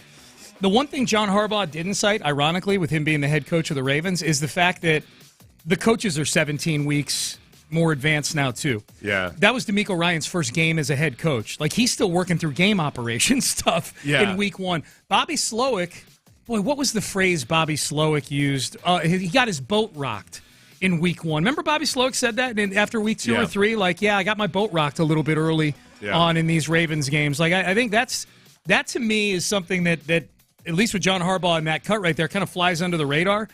Is that the guys who are actually pushing all the buttons for the Texans are very, very different now here in week 2 of the postseason as opposed to week one of the regular season for them ever in the jobs that they're in. Yeah, You know? That's and I think that also too is something like you start to think about the offseason that that's it's not always so simple that when you have a rookie offensive coordinator or a replacement offensive coordinator for a good quarterback that it just goes swimmingly. And we've seen Ben Roethlisberger struggling when Todd Haley comes in. People weren't happy with Bill O'Brien, if you can imagine that, in New England the first year he was offensive coordinator. So it's not always as simple as that. 3. All right, some NFL coaching news we'll rattle through here. Let's start with Mike McCarthy returning to the Dallas Cowboys. This dropped last night. This is the biggest story in the league right now, is Mike McCarthy returning to the Dallas Cowboys. I think unexpected, Seth, just based on the fact that they were so poor against Green Bay. This is what I wonder. The final score of that game was 48-32, which is still, that's a 16-point win. It's not good. But that game was a much bigger blowout than that. Like, that game played like a game that was like 50-10. You know what I mean? Like, there was never a point in that game where the Cowboys were in it. The Green Bay took the ball to start the game, took 8 minutes, drove down the field, scored a touchdown, and they were up 27-0 at halftime, or 27-7 at half. Cowboys got a touchdown literally with no time left in the half. And they came out in the second half and steamrolled them in the second half, too. I wonder if that thing were a true, 40 or 50-point blowout. I think, if honestly, there'd be a new coach. This is, again, though, this goes all the way back to exactly why did Jerry Jones hire Mike McCarthy in the first place. There was never any doubt that he could be a good and capable regular season coach. But things had unraveled, and the Packers had underperformed in the playoffs. Or they'd had either the 2 conference championships that he was in after the Super Bowl. He had a complete. He got destroyed once, and then the other time they blew a halftime lead that you could see by watching the TV copy was at least partly because the head coach stopped coaching. The head coach wasn't aware that Clay Matthews was injured and gone from the game.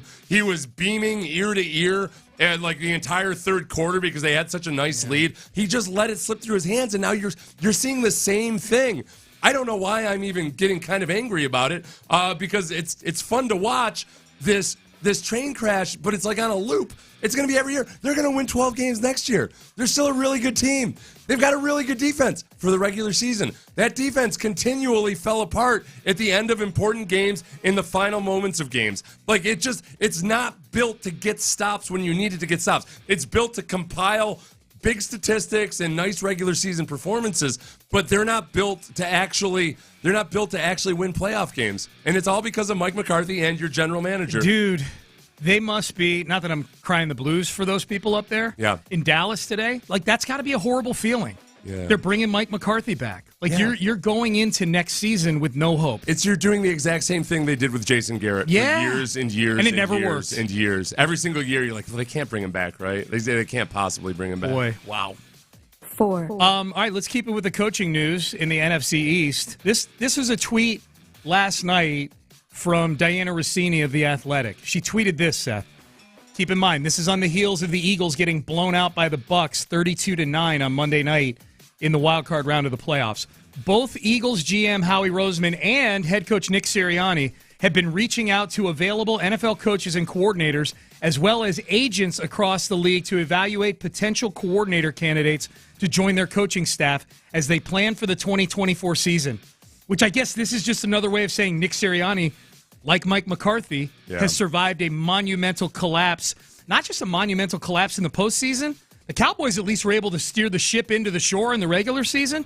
The Eagles were one of the worst teams in football down the stretch in the regular season, too. They lost, including the playoffs, 6 out of their last 7 games. They were 10-1 at one point this year. I would point to the hazards, my good friends, of desperately hiring an offensive-minded head coach. Yeah. Because this is what happens. You start forgetting that, like, oh, wait a second, I'm hiring a head coach, aren't I? Because Nick Sirianni had himself a really good offensive coordinator. He stripped himself of play calling duties. Your offensive-minded head coach. And then when it started working for him, when he had Jonathan Gannon as his defensive coordinator and he had Shane Steichen as his play caller on offense, he lost that play caller, and now your blessed offensive-minded head coach doesn't know what the hell he's doing. Had one of the ugliest and weirdest plans for his quarterback in a playoff game where he had no options at any point. A quarterback they just paid a boatload of money. It's bad up there. They've been awful. I don't know how you go into that as a fan or as a player, trusting that these guys know what the hell they're doing. Right. They fell apart. The panic move to put Patricia in there is the most hilarious one. They've got guys. They were talking on the broadcast. I can't remember which defensive back it was, talking about how we're still trying to understand his philosophy and get used to his terminology and everything. Classic Matt Patricia, smartest guy in the room, right? He's going to come in and basically reinvent the damn defense and in the middle of the season. It's just unbelievable. How is Matt Patricia, the man who single-handedly gifted you your own Super Bowl championship to a previous coach because he was such a bad defensive coordinator, you decide this is the guy that's going to fix the emergency? It was a thank you from Howie Roseman and Jeffrey Lurie. They're like, thank you for giving us that Super Bowl. We're going to make you the play caller on defense for this team. I think of all the Joe Judge and Matt Patricia are my least favorite people in the whole Belichick universe. Like that's a good guys one. that were gifted head coaching jobs simply because they had sniffed Tom Brady's job by proxy. And it turns out like they Patricia sucked. hadn't even barely sniffed it. They wouldn't even let him near his locker. They said that they used to catch him late at night trying to sniff his jock, and they successfully kept him away. That's not the way to go about getting a head coaching job. He's like, I heard it is actually the way to go about it. 5. All right, one more from the NFL coaching world. The New Orleans Saints have opted for patience as well in 2024, and they are sticking with head coach Dennis Allen. After another fruitless season in Bayou Country, the Saints were 9-8 this year. He went 7-10 in his first year with the Saints.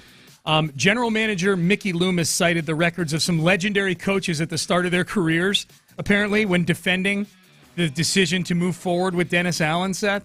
Belichick, this is a quote from Loomis, here's his first 3 seasons, 6-10, 7-9, 7-9. Tom Landry, and he recites Tom Landry was bad the first 5 years. Bill Walsh, same thing. So I think the easy thing to do is just look at the results and say, oh, no, we've got to have a change. You need to look beyond that. What are the reasons why we were 9-8 instead of 13-4? It's collective. It's the players. It's the coaches. It's me. It's our staff. It's our roster. So my assessment is Dennis Allen is a good coach, end quote. So the Saints are sticking with old DA as their head coach. That's probably not that's not hope-inspiring. I think the one thing with the Saints that I might wonder is just maybe they feel that because they're still unraveling some of the issues that they have to financially, that it's just not the year to make a push for a genuinely awesome camp. To 94, rough road trip for your squad here in Houston for the Rockets. 1-5 on the road trip, and Ime Udoka none too pleased with the toughness and physicality of his team. This was a game that was kind of close at halftime, and then the Knicks just kind of put it on him in the fourth quarter. Obviously a disappointing road trip, Udoka said. We regressed in a lot of areas, our toughness, our physicality, competitive standpoint. We took a step back. We were very soft across the board in a lot of ways, end quote. So the Rockets are now 2 games below 500, Seth, for the first time since they were 1-3 to start the season. Yeah, that's all right. That's okay. We're just pacing themselves. This. Yeah. Did people really set the bar high enough that they thought they were going to be looking for home court advantage in the finals? No. But I had started to get, and I'm still excited about the young nucleus. Jalen Green is on a separate burner for me right now than the rest of the young nucleus. Yeah. They might need to move on from Jalen Green here at some point, but I'm still overall excited about the direction of the team. My goal all season long was just be one of those 7 through 10 teams where you're playing in for a chance to get into the postseason. Is this season, what is this, January? We're not even middle at Valentine's of Day yet. Middle of January. I go, you NBA fans, I tell you, it's amazing. They're 1-3 in the middle of in January over a stretch. My God, 1-5, but the one win was like a 2-point win over Detroit. Yeah. It's a rough spot they're in. Ain't good. 7. Derrick Henry. I promise you this. I'm not going to lose sleep over the Rockets having a rough stretch in January. Not in the middle of the NFL playoffs? No, I'm good. I'm fine. We do have to have 8 headlines in this segment. Thus, no, I know. You asked me whether I'm concerned or not. I'm like, no, I don't give a damn. Yeah. I think they're going to be just fine. I like this young core. I don't know why you would get distraught or upset over the fact that a team that was definitely overperforming is now looking more like you expected them to. The fact that they've had stretches of overperforming should make you optimistic there's going to be more stretches of overperforming coming down the pike. Derrick Henry. According to Derrick Henry, almost traded to a contender at the trade deadline. Here was Derrick Henry on the Bussin' with the Boys podcast. This is Taylor Lewan and Will Compton's podcast, 2 former teammates of Derrick Henry, on a trade that nearly happened at the trade deadline. It was close. For real? You know something? It was close. It was close, boys. It was close. To who? It was in the playoffs? Yeah. It was I know 2 for sure. It was. I mean, I don't know the other one. I don't know if that would have happened, but one of them, I felt like it was pretty close. What makes you a lot went down between that little saga with the trade and all that stuff. Okay, so they a lot went apparently down with that little saga. apparently Meanwhile, came close to moving Derrick Henry in Tennessee. Mike Vrabel obviously was fired after the season. The general manager, Ran Carthon. Every time I want to say his name, I think I must be getting it wrong. I was going to say Ran Carthon, but I can't be Ran. I'm thinking his that name wrong. is Ran. I know, Yeah. but every time, I'm just telling you, I'm going to have a hard time with that for a long time. Who would have taken Derrick Henry, who's still in the playoffs? Baltimore for sure. Yeah. Baltimore for sure. They needed running back help. They lost J.K. Dobbins. They lost the other young they signed kid they Dalvin lost. Cook. They signed Dalvin Cook. Yeah, they would have. Yeah, would you rather have Derrick Henry or Dalvin Cook? Yeah, Baltimore Give me Derrick for sure. Henry. Boy, that would have been. Except for the playing Baltimore part, that part would have been fun. I'd love to see Derrick Henry this weekend on the Ravens. Last I checked, the Texans are the kryptonite for Derrick Henry. Derrick Henry has excelled in an outside zone-based scheme for a long time. This year, he still led the league in rushing, despite having a horrible offensive line in front. Did he really? I don't know. Nobody cares anymore. But I know he had a good year. No, overall. I do think that I do think there's a chance that he could. I think who was the best? Christian McCaffrey and then Derrick Henry. It was Christian McCaffrey, then Derrick Henry. That's right. Okay. Yeah. Christian McCaffrey by like 300 yards. Still, I wouldn't have guessed he was second Led the in the AFC league. in rushing. Yeah, is what I meant wouldn't to have guessed that. I mean, the 2 games I saw him, he looked like trash. I know. Yeah. Oh, well, if it weren't for the Texans, he could have been close to Christian McCaffrey. Absolutely. If he had played last year's Texans, right, he would have beat Christian McCaffrey for the rushing lead. Absolutely. Yeah. Absolutely. 8. All right, last one. This is how bereft of headlines we are today. Remember Major Applewhite, former head coach of the University of Houston Cougs? He's going to be your new head coach at South Alabama. And those are your headlines. We had a tough time finding 8 of them today, man. I'm not going to lie. Well, they're not headlines. They're it's just 8 things. We had a tough time finding 8 of those 8 as at the well. Ocho. Yeah. So there you go. DeMeco Ryans, JJ Watt told DeMeco Ryans at the end of a game last season, go make Houston great again. We were wondering if that was a precursor, if that meant that JJ and DeMeco already knew something was in the works with the Texans. They've now both been asked about it, JJ Watt and DeMeco Ryans, about that moment, and we'll hear from both of them on that next. Fayway Ram on 225 in Pasadena, the absolute best.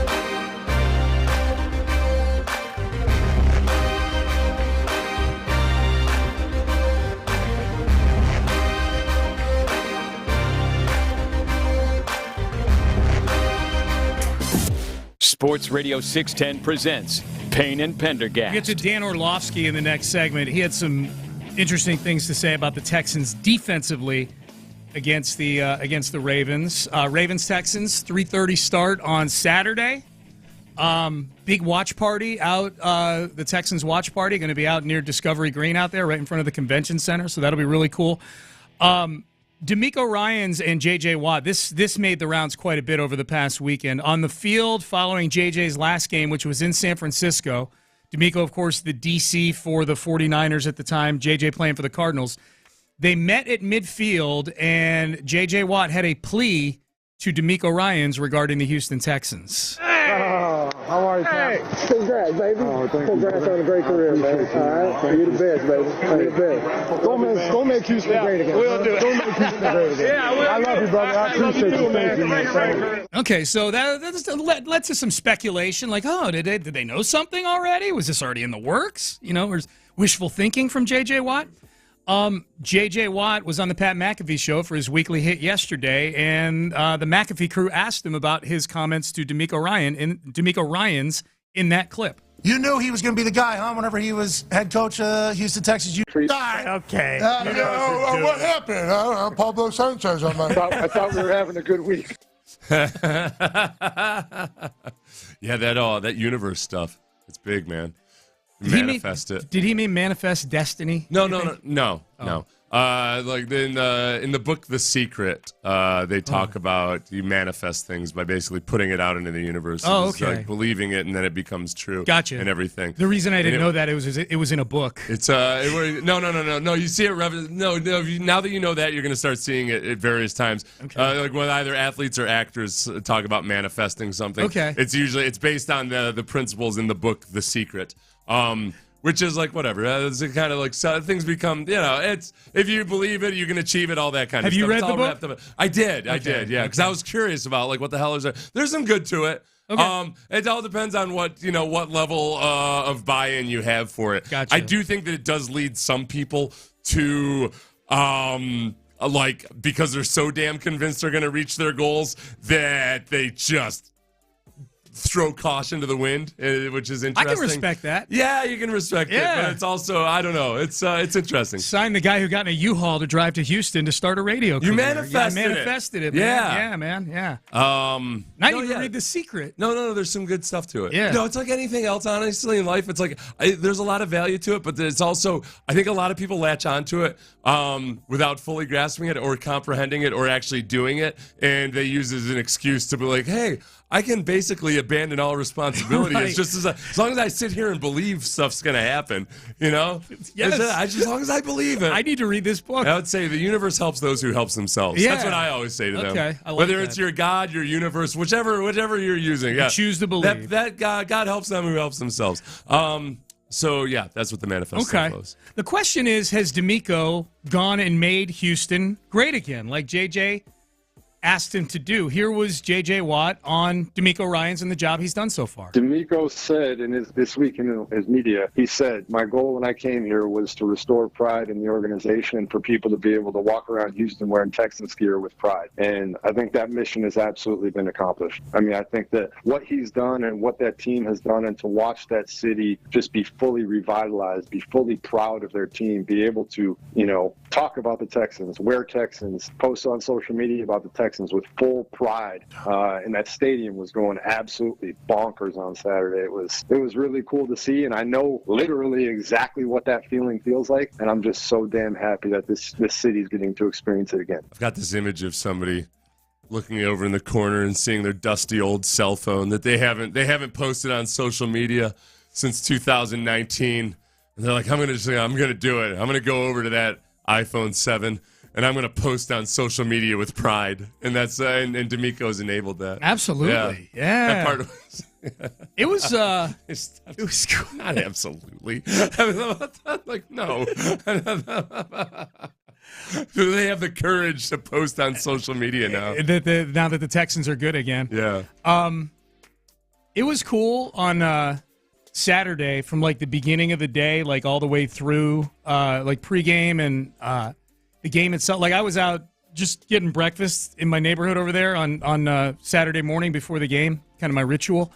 That place was packed full of people with Texans gear on. Oh yeah. Yeah, it felt like when you go to a bar or a restaurant like near a college campus, like the day of a game, where it's all Texas stuff or A&M stuff. You go to the Dixie Chicken up there, and it's all people in Aggie gear.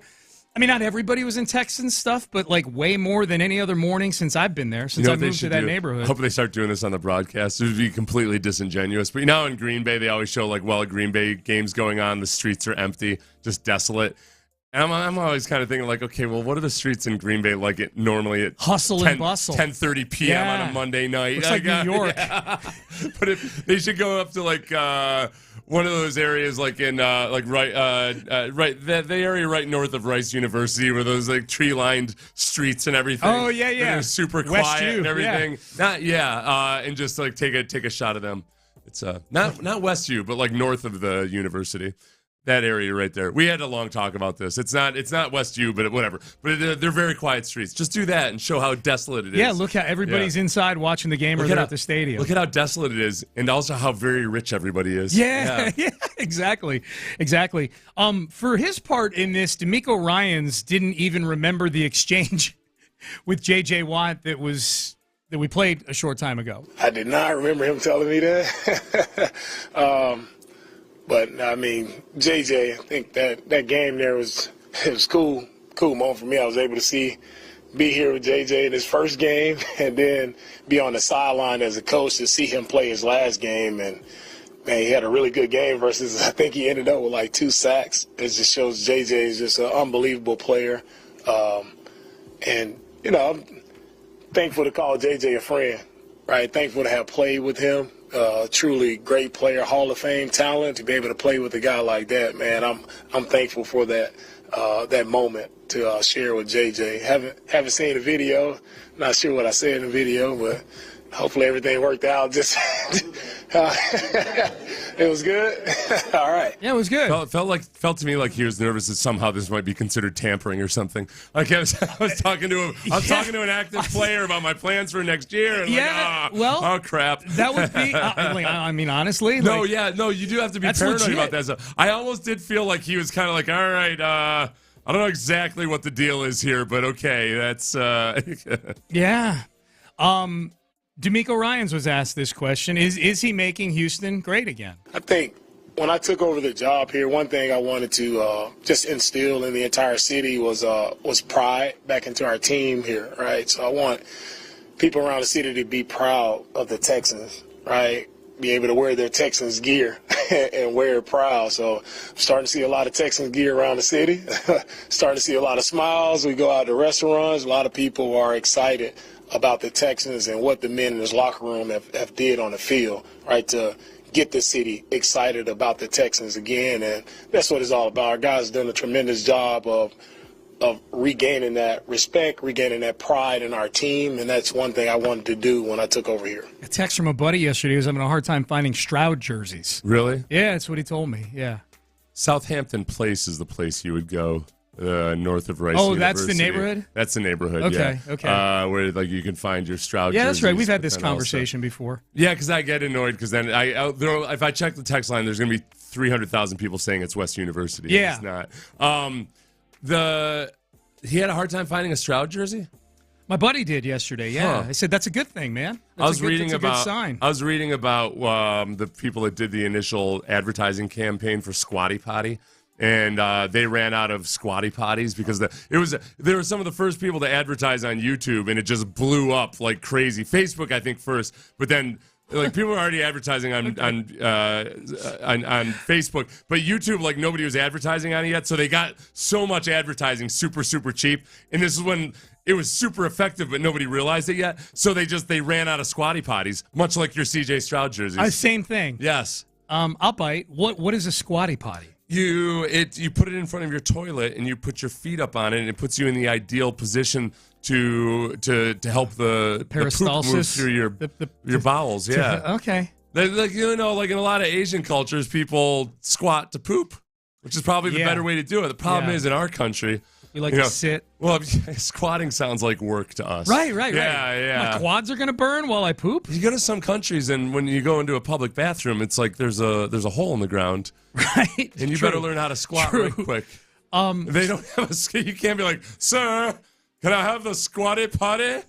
So, is it an apparatus you put like in front of the toilet or on the toilet? So. Let's look it up right now, and I'll describe it to you. But they goes like around the base of the toilet. Around the base of the toilet. Yeah. Okay, Ben, do you own one? Yes, I do. Do you? Does really? It help? Does it work? Yeah. Okay. Hit or miss. Here it is. Look at this young lady. Ben's digestive tract. Did not know that was going to become a topic this segment. So it went crazy. I see. Oh, okay. And so that's a young lady squatting on a toilet. She's got her pants on. That's her first mistake. It's going to be hard for her to get the Squatty Potty to work properly. That feels like a big waste of money. She's got her pants. If you've got your pants on. White pants pulled up to the waist. I mean, in the dry cleaning bill that's going to come with that, white pants, it's not even going to blend in. She's got the old school PJs on, maybe with the back door, the barn door on the back. Lady, you're doing this all wrong. So funny. I can see where that would work. I want to say it was Mr. Beast, like that was one of the first things he consulted with. I might be way off, or no, it was somebody else. But they created the unicorn sitting on the Squatty Potty, and that was like a big viral. How much is it? Advertising campaign. This was let's see, it's in stock, $52.50. Marked down from $65.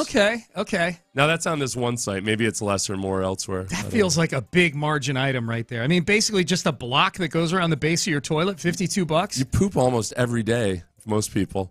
If you have one of those, or if you no, I'm just thinking of like in terms of like in terms of usage. When they try to sell you on a mattress, it's like hey, you spend 8 hours a day. Like that's the selling point. You poop every day. I'm like, I'm good. I don't need one of those. They've got wood grain ones now. Do they really? Oh, no. This is just this is a knockoff. This is a toilet stool. Because one common question people have when they see the Squatty Potty is like, so it's a stool. Yeah. You're like, no, it's shaped with a U so you can go around the toilet. Yeah. But you could easily accomplish it with two stools. Here's the nexus of this segment that we're doing right now. Can I get a Houston Texans Squatty Potty? Oh, I bet. They should be able to. Just Googled it. Just like cornhole. Yeah, it doesn't look like it. I'd like to buy a cornhole and a Squatty Potty. Right. Okay. Yeah. Yeah. Yeah, that needs to happen. We need some licensing. Ben's used Squatty Potty. Yeah, Doesn't sound like he's all that crazy about Ben, is yours a University of Miami Hurricanes Squatty Potty? No, I don't know. I don't think they make licensed ones yet. Yeah, they need to. You just blew your endorsement opportunity, Ben. I know, Ben. You could have a minute here. Take some psyllium husk and get on home to that Squatty Potty. Squatty Potty. Get some. Let's get you an endorsement. I run home after every show. All right, Payne and Pendergast with you on a Thursday. Game 2 days away. Ravens and the Texans. Let's dig back into it. Dan Orlovsky. Typically somebody, when you find Dan Orlovsky talking about the Texans, it's about C.J. Stroud, and he loves him some C.J. Stroud. How about Dan Orlovsky on the challenges the Texans defense poses, I should say, to the Baltimore Ravens on Saturday? We've got that for you next. So to weight loss.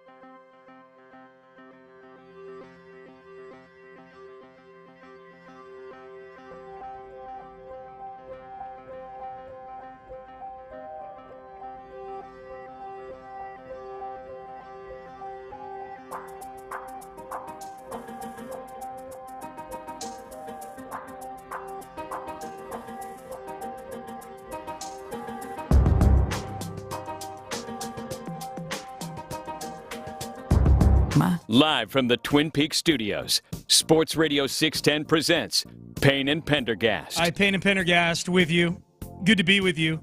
With Squatty Potty getting a lot of love on the text page. Ben, you got a lot of people in Squatty Potty Army with you, man.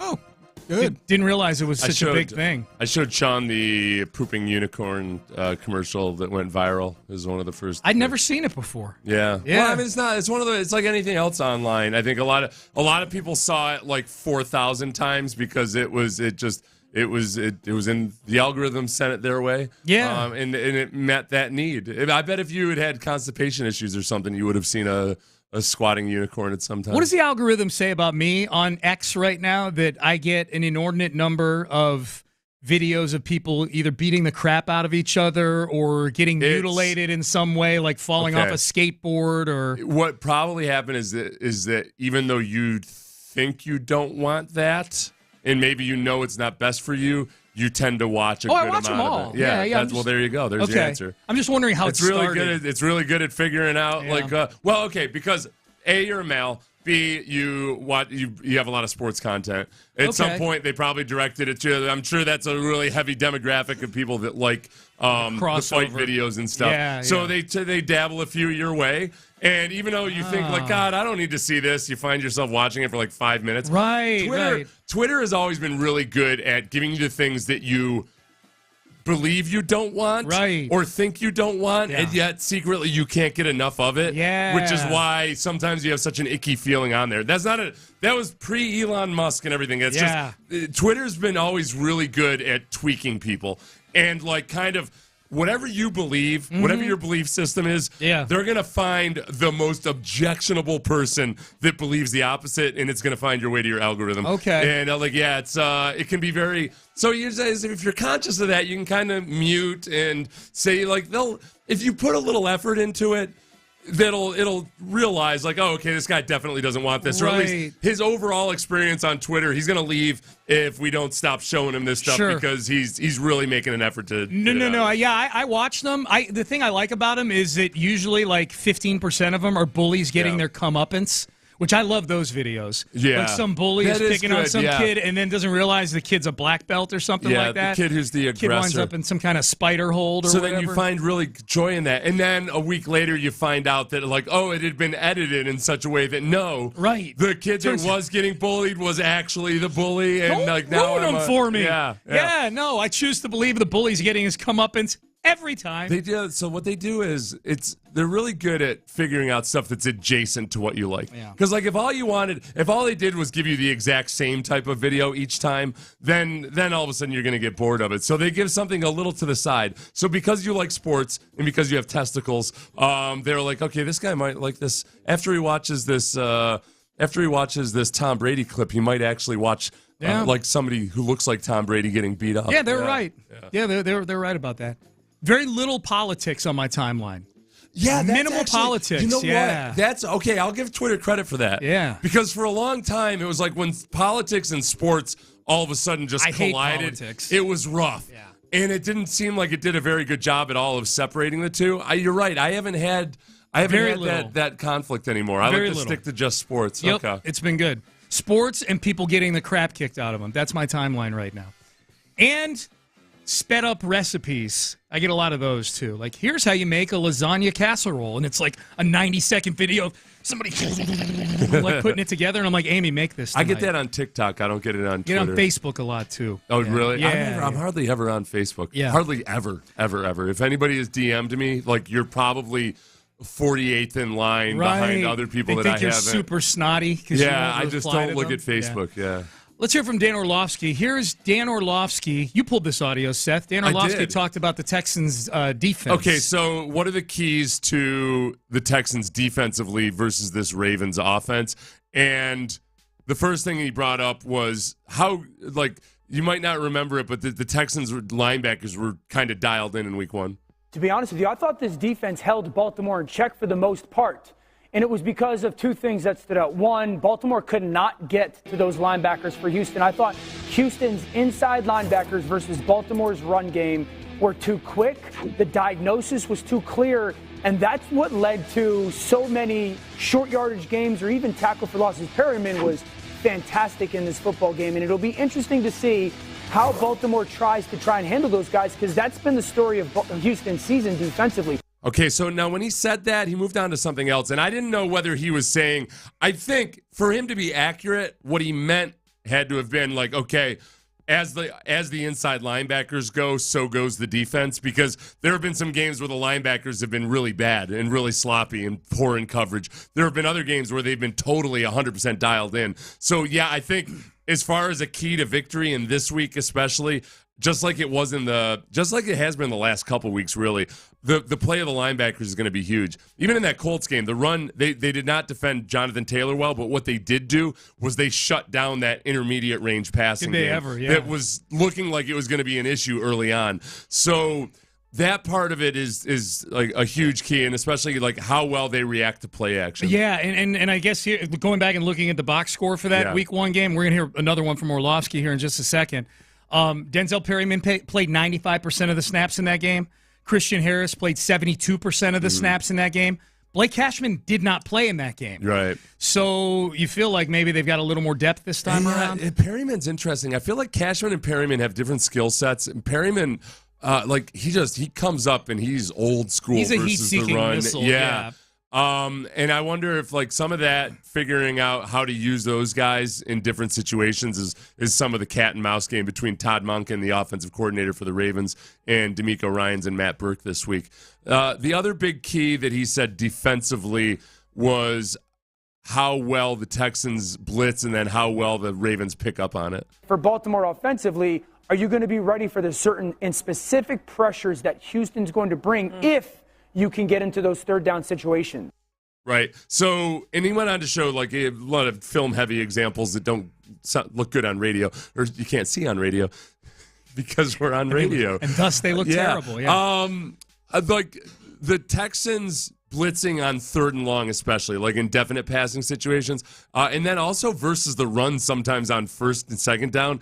Like that, there have been moments where they've been really, really good with it. I think they've got increasingly better at it in key situations and in the fourth quarter, especially over the last few weeks. So that versus Lamar Jackson and some of what the Texans did versus Joe Flacco was they started off kind of vanilla in that game, and then they got increasingly complex just in terms of disguising things, rotating the safeties at the snap, all that stuff, and ultimately it worked out really well in confusing Joe Flacco. So Lamar Jackson, who does not have the same turnover issues that Joe Flacco does, can you dupe him into a bad decision? The Texans did have an interception in the first quarter of that game. And you know who it was that started it was Will Anderson. Yep. Will Anderson came inside on a game and was hitting Lamar Jackson as he threw the ball, and Steven Nelson made a nice play on the ball for it. If I remember correctly, too, Jalen Petrie was having a pretty good game that day before he went out with the chest injury. Remember Jalen? Jalen missed a couple games after that because he was spitting up blood. He had a bruised lung.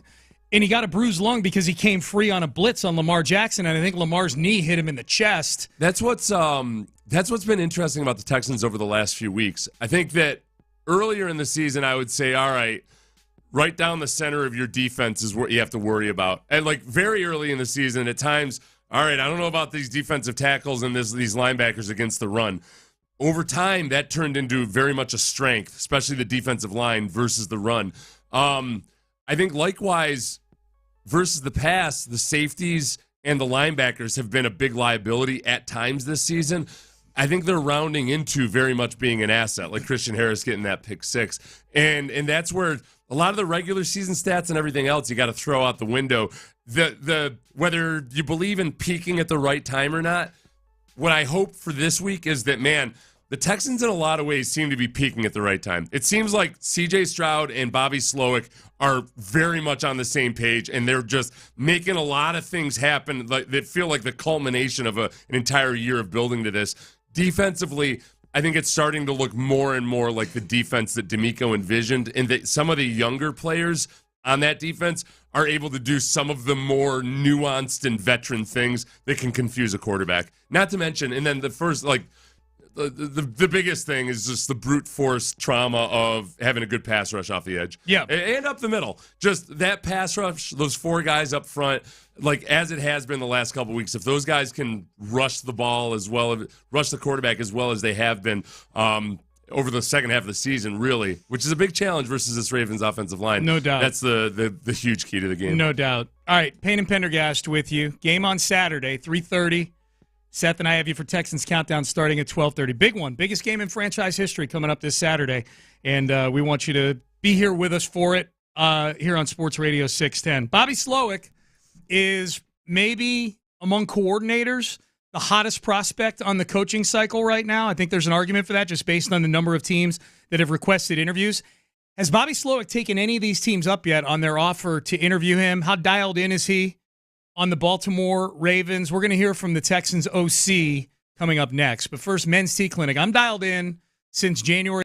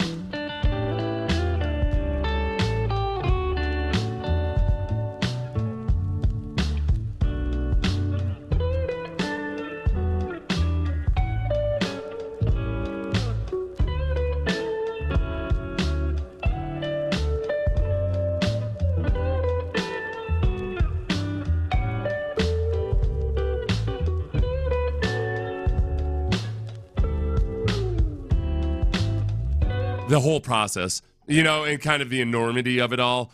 And he might pull back very quickly and just say, like, all right, I'm focused on being a good. He came into this, like, as so many coaches are that have retained this level, very focused and goal-driven people. And, like, his number one goal, I'm guessing, was just like, all right, I'm gonna go and I'm gonna be an offensive coordinator for the first time in my life, and I want to nail it.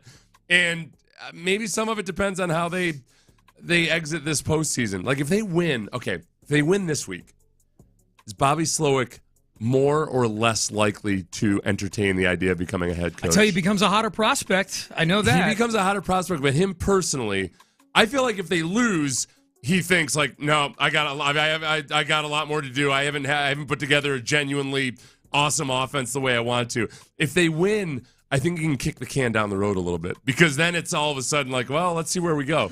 Because in my mind, if I were him, if I try to be him, I would think about, like, all right, my goal was to, kind of go step by step, and I really want to be a good offensive coordinator, and I still have things to learn. If I look back to the beginning of this year to where I am now, then, like, I've learned a lot, and I'm still learning, so I want one more year. If I win this week, then I'm thinking, like, okay, there's more I'd like to learn and do as an offensive coordinator, but one of my bucket list items is also winning a Super Bowl, and if I get that, I'll feel pretty good, and I'd go out and take another job. Yeah, I'd be all right. I could live with myself kicking that like $6 to $8 million a year salary. Yeah. No, it's a really interesting question. Look, here's the thing. It's a vitally interesting question. Teams are going to have to start moving on guys pretty soon. So, so he's going to need to have some degree of conviction going into next week as to what his mindset is. It's like the way women have to compete with sluts. They're kind of like, that's not ideally what I want to do. This guy's going to go home with her. I got to figure something out. Something at least. I got to, This is my answer. And if I were giving him advice on it, I would say this game shouldn't matter in your decision. Mm-hmm. You know what I mean? Like the outcome of one divisional round football game shouldn't impact where you're at with this whole process. Shouldn't. I'm asking Will.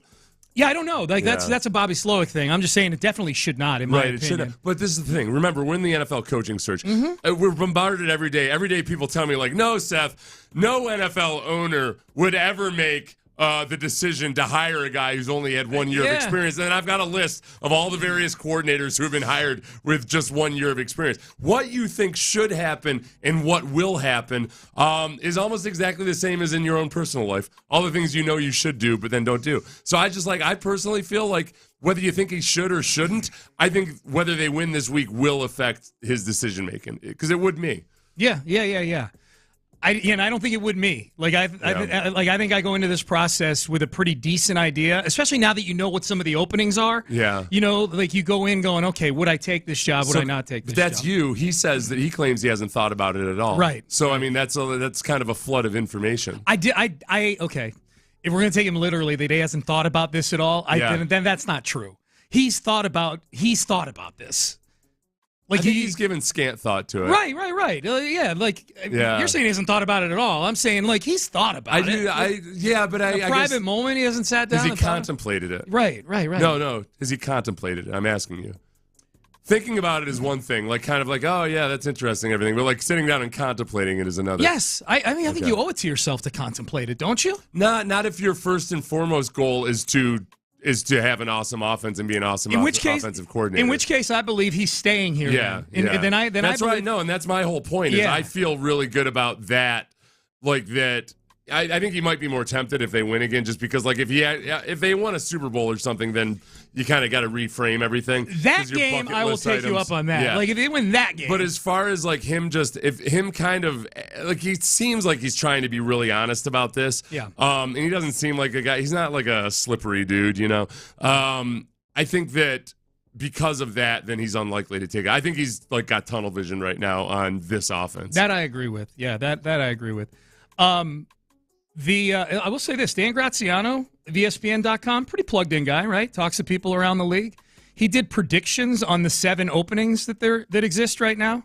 Keep in mind, 2 that we thought might exist will not. It looks like predictions on who's going to get the job. On who's going to get the job. Yeah. And Bobby Slowick gets 0 of these jobs. Oh, really? In his predictions. Yeah. Who goes to where? I'll rapid fire these. Atlanta, which I believe has requested Bobby Slowick.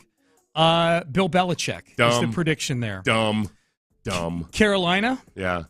The prediction there is Brian Callahan, the offensive coordinator for the Cincinnati Bengals. I've always had an issue with him because he does not write the guarantee on the auto parts box. I want something there reassuring me, comforting me, telling me I'll be there for you. Right. That's why you have an issue with him. To which he always replies, I could get a good look at a steak by sticking my head up the cow's ass, but I'd rather take the butcher's word for it. Callahan Auto Parts. Yep. They're going to have to get somebody who's a little desperate in Carolina, I think. Somebody who sticks their head up the butts of cattle. They're going to have to get somebody that's a glutton for punishment. They might as well give him a gimp suit on his way in. Yep. Like, here you go. This billionaire you're going to be this billionaire's plaything. Yeah. Graziano thinks that the Raiders end up taking the interim tag off of Antonio Pierce. Okay, yeah, I believe that. I think that sounds about right. It's just, too, it's the in vogue thing to do. You just heard that Sports Minute, maybe you didn't, from Boomer talking about all these linebackers being good coaches. Yeah, I didn't hear it. It was, Vrabel and DeMeco. Who's the other linebacker that Jack Del Rio? There you go. Well, Pierce. Maybe he's talking about Pierce. Yeah, but I'm thinking other than Pierce. Yeah. Del Rio was like a hot up-and-coming, had the same energy as a Mike Vrabel. Very much similar to Mike Vrabel. Absolutely. Los Angeles Chargers, Jim Harbaugh is who Graziano's got going there. Seems almost like a shoo-in at this point, but who knows? Heavy favorite. We've been fooled before. He's a heavy favorite. Seattle Seahawks. He's got Vrabel taking the Seattle Seahawks. Oh, boy, that fits. I wonder, though, I feel like, I don't know. Maybe that seems a little too easy. Like they're taking the kind of charismatic defensive guy as as some kind of a younger replacement. Now he's like Vrabel's not super positive all the time the way that Carroll was, but there's a little bit of that same vibe to it. I don't know. I think they do the classic, which is they go for the opposite of their ex. Okay. And end up like a Bobby Slowick type or somebody like that. Well, Seattle's requested permission to speak to Slowick. Yeah. Washington. I'm saving the Titans for last. Washington Commanders, Ben Johnson. Okay. That seems to be that's a popular favorite. Well, I feel like, Seth, if there are teams that are inclined to typecast and go, you know what we're going to find? Yeah. We're going to find the best young offensive coordinator that we can go get. Yeah. I do feel like Ben Johnson is in front of Bobby Slowick in that line around the league. They have a better offense. They've done it, honestly. That's where CJ's natural ability might work against Bobby Slowick. Is that okay? Are you bringing him with you? He was already look at him. He's pure. I think that's where Bobby Slowick would have to point to some of the things that CJ is doing now that he didn't do at Ohio State. That they've kind of refined his awesome innate football IQ and technique and all that. But yeah. But Ben Johnson, I would think they would look at Ben Johnson as having done more with less, perhaps, or at least in reclaiming Jared Goff. Well, yeah, if you had to go in Washington, they got the number 2 pick. If they want to take a young quarterback, they can. But if they're more inclined to go, you know what, we're going to go Marvin Harrison Jr. Yeah. And we're going to sign Kirk Cousins, or we're going to go sign, we're going to go get this guy or that guy. Ben Johnson can say, I rehabilitated. Jared Goff was a throw-in in that trade. They didn't think he was going to be their franchise quarterback. Yeah. Ben Johnson rehabilitated his career. Last one. Tennessee Titans.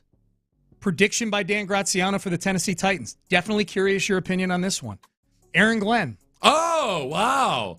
That's a bold prediction. That's a curveball. Because I don't think Aaron's been favored in a lot of these, has he? No. Aaron Glenn, yeah. He's had, what's tough to talk about degree of difficulty is that he's had to really, I remember they fired their secondary coach last year, midway through the season. And, that's probably, I'm guessing, I can't even remember who it was, but I'm guessing he was pretty close to Aaron. And that's a tough move for a coach to make. I don't know how much Aaron was the driving force behind it or not, but that's actually that's the kind of thing if I were in interviews, I would play that up as great story. As yes. Especially if it was his friend. With an owner. This is what I had to do. I had to do what was right for the team. Yes. There's so many great military leaders have that story about the first time they were in charge and they had to get rid of one of their friends because the mission's the most important thing. Yep. So Aaron and they've had to work through some personnel issues that could have reflected really badly on the defensive coordinator, and he's made improvements in spite of all that. And Aaron, I think, will interview really well. I know he's interviewed a few times already, but Aaron's another one kind of like DeMeco that was mature beyond his years when he was young. I remember because Aaron and I are about the same age. I think he might be a year or two older than me, but I remember looking at him kind of like my rich uncle. Like, I was like, this is a guy I need to ask for advice. He knows what's going on. Bill Parcells guy, too. Big He's time. also good at, like, shaming rookies for spending too much money, too. Oh, really? Which I always appreciate. Okay. Yeah. He's kind of like, he could be a character in a movie because he's very proper. Like, but, like, you can also see the part of him that remembers, like, like, he could also be talking to somebody in Humble. Like he's still got that little bit of glint in his eye from back when he was a young player. Yeah.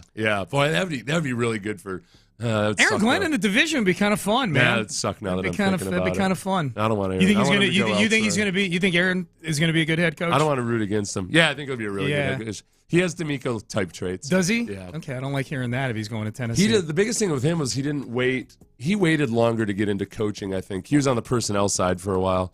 Yeah. Like as doing a scouting intern stuff and everything. That's a tough putt for Dan Campbell if he loses both of his coordinators because he doesn't own a side of the ball like DeMeco Ryans does. Yeah, he's not a big X's and O's guy. He's an overarching head coach. You got to hit 2 home run hires again. Mm-hmm. If they lose Ben Johnson and Aaron Glenn, kind of same thing of what I was talking about with Aaron Glenn. I mean, he had to make that decision with Ben Johnson. He had to fire. Okay, so there's where Dan Campbell. As much as I want to give Aaron Glenn complete credit for firing his defensive backs coach, the head coach there has fired a coach midseason, and it made a difference. This isn't like Sirianni desperately clinging to Matt freaking Patricia, panic move midway through the season. But, so he made that made a difference. He switched to Ben Johnson a year and a half ago. That made a huge difference immediately. So some of the more cutthroat, tough stuff to do, you gotta credit Campbell. That's the head coach stuff. Yeah. Frankly, sometimes when Mike McCarthy was the play caller in Green Bay, people wondered whether he was really aware of everything that was going on his football team. Here's Bobby Slowick talking about getting ready for the Baltimore Ravens this weekend. They've watched a lot of tape of the last half of the season. Baltimore does not play in a lot of close games. 2 opponents in particular that you pay attention to if you're Bobby Slowick. I'd say the one thing that jumps out when you're watching the last 2 months of film of the Ravens is there are a lot of games that are out of hand in the fourth quarter. I mean, I want to say there were 2 games maybe that were competitive in the last month late in the game. The Rams jumps out to me, and Cleveland had to claw their way back in that one, so there were a lot that were out there. I don't think it was just Miami and San Francisco, but it's helpful not necessarily in how they're going to attack us, because I think a lot of times on defense, just as much as you're attacking the scheme, you're attacking people. But it helps a lot to get similar looks. That's where it becomes really beneficial. A lot of different offenses align in different ways. Some teams are really condensed formations. Some teams are really wide formations. Some teams motion a lot. Some teams don't.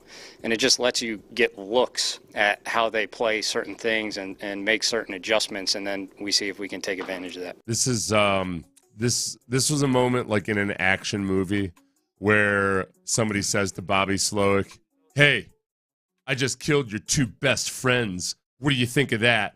And Bobby Slowick looks at him, takes a cigarette out of his mouth, throws it on the ground, steps on it, and says, "Better them than me."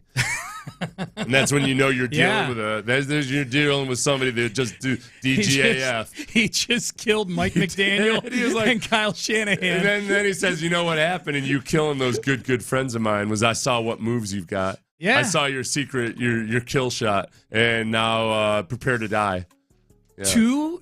My name is Ricardo Montoya. You killed my Mike McDaniel. I love that angle. Yeah. Wait, what was his name? Was it Ricardo Montoya? Wasn't it in The Princess Bride? I don't know.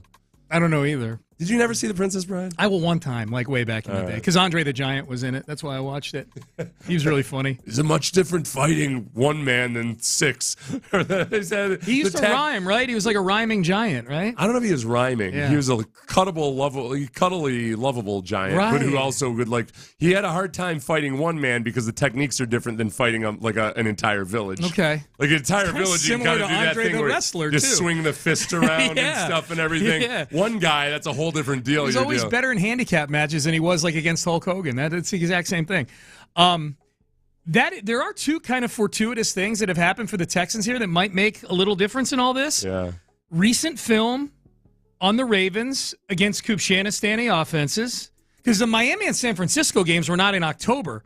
these were the last 2 games that they played with all their guys out there. The Pittsburgh game, we're shoving that aside in Week 18. Week 16 and 17, they played those 2 teams. That's recent film, at least. Yeah. The other thing, Mother Nature making it freezing here this week. The Texans have been able to practice in super cold weather. In similar conditions. Yeah, yes, man. Like, these are 2 little things, but who knows? Maybe if it factors in a point or 2 in the game. Okay, so when it comes to the rust versus rest debate and whether it's good or bad that the Ravens rested so many people and, Lamar Jackson hasn't played in a couple weeks and so forth, I do think that the area for opportunity there really is A, in the first quarter. If rust is indeed a thing, then, man, take it to him in the first quarter. But B, the offensive line and their blitz pickup and some of that stuff, that's like the analogy I thought of last night was like pilots staying current.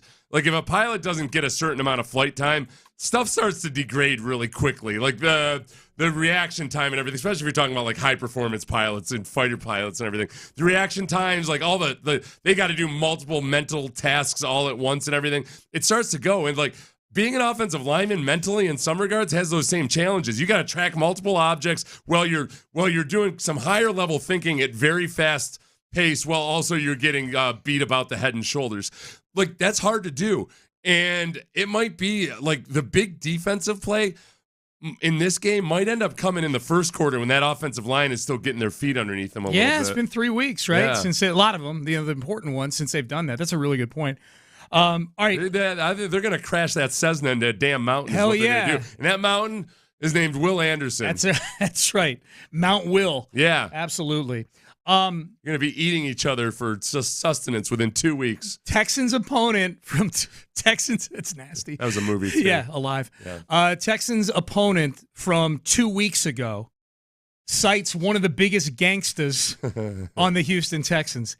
It is not who you would think it would be. No, it's good stuff is what it is. It's good stuff. It's good, wholesome stuff, and we've got it for you coming up next. Johnson Fitness and Wellness is here for you this new year as you've really good chance that you made a resolution to get in shape.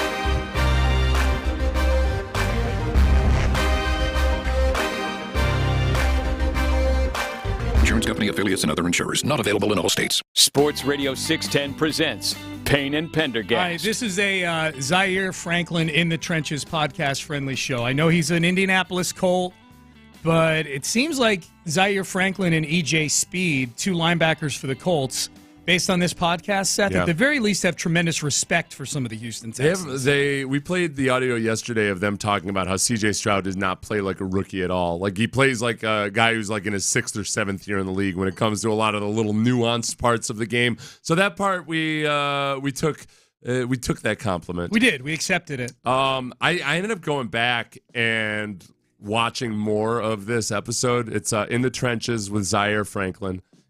He didn't steal it directly from ND Kalu, but we'll tell you if ND finds out about it, he's coming after him. Tell you what, I would not want ND Kalu coming after me. So we should have ND call. I know ND's voice on the phone. Intimidating. I feel like ND's got an army of lawyers too. He's in commercial real estate. ND should be a debt collector.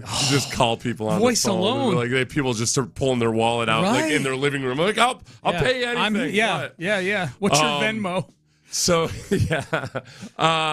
so this is Zaire Franklin who talking about how he likes hating the people that he plays against. He hates it when somebody gives an opportunity to not hate them. But this is the particular Texan that he was enjoying hating last week. I told you I don't like people that I go against. After the game we could be cool. After the game we cool.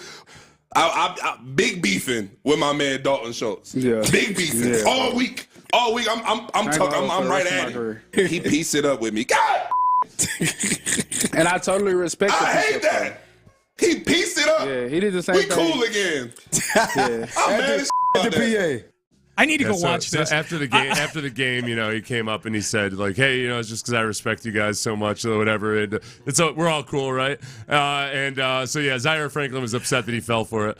Yeah. The audio's funny. I just having watched some of the video when they were talking about CJ. Yeah. Zaire Franklin's got a good energy about him. I had put, I'd like that. Like, honestly, I need the visual of that too. That's a linebacker right there, man. Yes.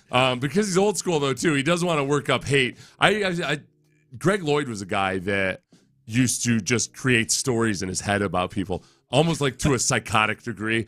Like he would create entire dramas about how a guy had robbed his house and stuff. That feels like a little much. Yeah. Greg Lloyd was a little bit much. Yeah, he was a problem. So Dalton Schultz, if you watched the game, you might have realized or noticed that Dalton Schultz was jawing with those guys a lot, and they were shoving afterwards and everything. I was getting kind of amped up too, and then especially when Dalton Schultz broke that tackle on the go-ahead drive and was just trucking dudes. Then I was a huge fan of Dalton Schultz, but the fact that these two guys were beefing with him so hardcore, that's a little bit of a show of respect too. But this is EJ Speed on why he respects Dalton Schultz. The best part about Schultz is he made me respect it because a lot of white, I can say it. A lot of white boys, they get sensitive. They get sensitive and be like, "Why are you like you know what I mean?" Bro, what do you mean, bro? Dalton was at it though. Like you feel what I'm saying? He was at it. No, he said y'all fucking can't even tackle. Whoa. And he wasn't. And the crazy thing was, he wasn't crying to the ref. Okay. Yeah. When it was beef and Dalton got his push back, his push after the play, and I pushed him back or whatever like that, he ain't flop. Okay. He ain't look at the ref, so I'm like, all right, you feel me? I can respect your gangster. Dalton Schultz. That's the first thing I thought when the Texans signed him to a 1-year prove-it deal. I was like, this is good because the Texans need more gangsta on their team. They went out and got Dalton Schultz out of Stanford. That was what I thought. They need some gangsta. I'm sick of them having these fluffy suburban kids. Yeah, right. No, I do think first, as I'm bowing up and as I hear that, the first time I heard it, I started bowing up and I started thinking of examples. We're well, what about this guy or that? And then I realized oh, I'm doing it, aren't I? You're being exactly what they thought. I'm getting kind of sensitive, aren't I? Yeah. Damn it. Oh, they got me. Right. And in their mind, they're imitating you going, I'm going to make a list together of fellows that have the dog in them. I have a list of grievances that I'm going to send to Roger Goodell right now. Correct. Yes. I am going to look to the official. And then they will know I am gangsta. Because I sent a list to the commissioner. It was when they started doing the white guy voice that I was cool. That was great. That was great. They'd be like, why are you like, you know what I mean? Bro, what do you mean? Yeah, that's what Seth sounds like. I may have had that impression thrown my way a time or two. You're mean. Cracker-ass cracker. You're mean. Oh, man. That's good I was stuff. never called a cracker-ass cracker. I didn't even call it a cracker, but never a cracker-ass cracker. That would have been too far. Right. Yeah, You that say would've it been too twice. much. Yeah. You Like, use hold it on a twice second. in the same insult. Hold on a second, cowboy. Right, That was one cracker, fine. You throw two on me in the same insult? Put an R on that cracker? Right, please. You better be putting nothing but sour cream and maybe a little bit of just no other seasoning. Some Ritzes with some daisy. Or cream cheese, yeah. Absolutely. That audio makes me want the Texans to re-sign Dalton Schultz more. Yeah, it does. He moves up my power rankings of free agents to bring back based on him being gangsta. No, but also, too, I like that the slyest move on earth was piecing it up with him, though, too. Yeah. You know, like, hey, no harm, right, fellas? And because then that's the secret warfare. Mm-hmm. That's okay. Lull them. I softened them up a little bit, and now I'm going to go just try to take out their spleens. Dalton Schultz, Steven Nelson, Devin Singletary. I'm just kind of going through the guys that who I don't want to be playing in their last game as a Texan this weekend. Because there is that. CJ even acknowledged that in his press conference this week. He's like, man, we got to get it done. It's not going to be the same team next year. You know, CJ forms those bonds with all of his teammates. You know, he wants this thing to keep going. Yeah, that's I was about to say it's different than in college, but in college you lose guys every year, and especially now. This team has a very collegial feel to it, though. It does, which I think it has a lot to do with CJ and Will Anderson, but especially like CJ bringing guys like from all different position groups over to his house for dinner and everything, like all that stuff where I think like there's some people that do all the right things and say all the right things and they've read the leadership books and everything. But the biggest thing I think in CJ's position, especially when he's dealing with guys on the defensive side of the ball or anything, is just demonstrating like he cares about them as human beings and everything. That's a step beyond. And it's not something that a lot of guys do. And it's cool too, because it's not like it doesn't. It's cool because he doesn't strike you as a guy who's like a natural extrovert, you know? Like he doesn't strike you as a guy that's just the kind of guy that always needs to have people around him or anything. Right. Like I think he's just genuinely trying to form actual relationships with people. Yeah, Chris Long was on Inside the NFL this week. You'll hear him here talking to Ryan Clark. They're having a conversation about CJ, and Chris Long actually cites some of what Seth is talking about here. He was the first guy, and this is where I was like, okay, yeah, he's him, as they say. Yeah. He goes to Cincinnati, and the performance that he put on there was incredible, and I was like, the first guy since the guy on the other sideline to remind me of the guy on the other sideline in Joe Burrow Right. and C.J. Stroud. And you know who Joe Burrow reminded me of when he came in the league was Tom Brady. Hold on 1 second. Wait. Yeah. That's a statement that people won't understand. You're saying C.J. Stroud, as a rookie, has shown some traits we've seen from a guy like Tom. Some traits. You know, some people are going to say he's going to win 6-7 championships. I don't know in this day and age. But what I do know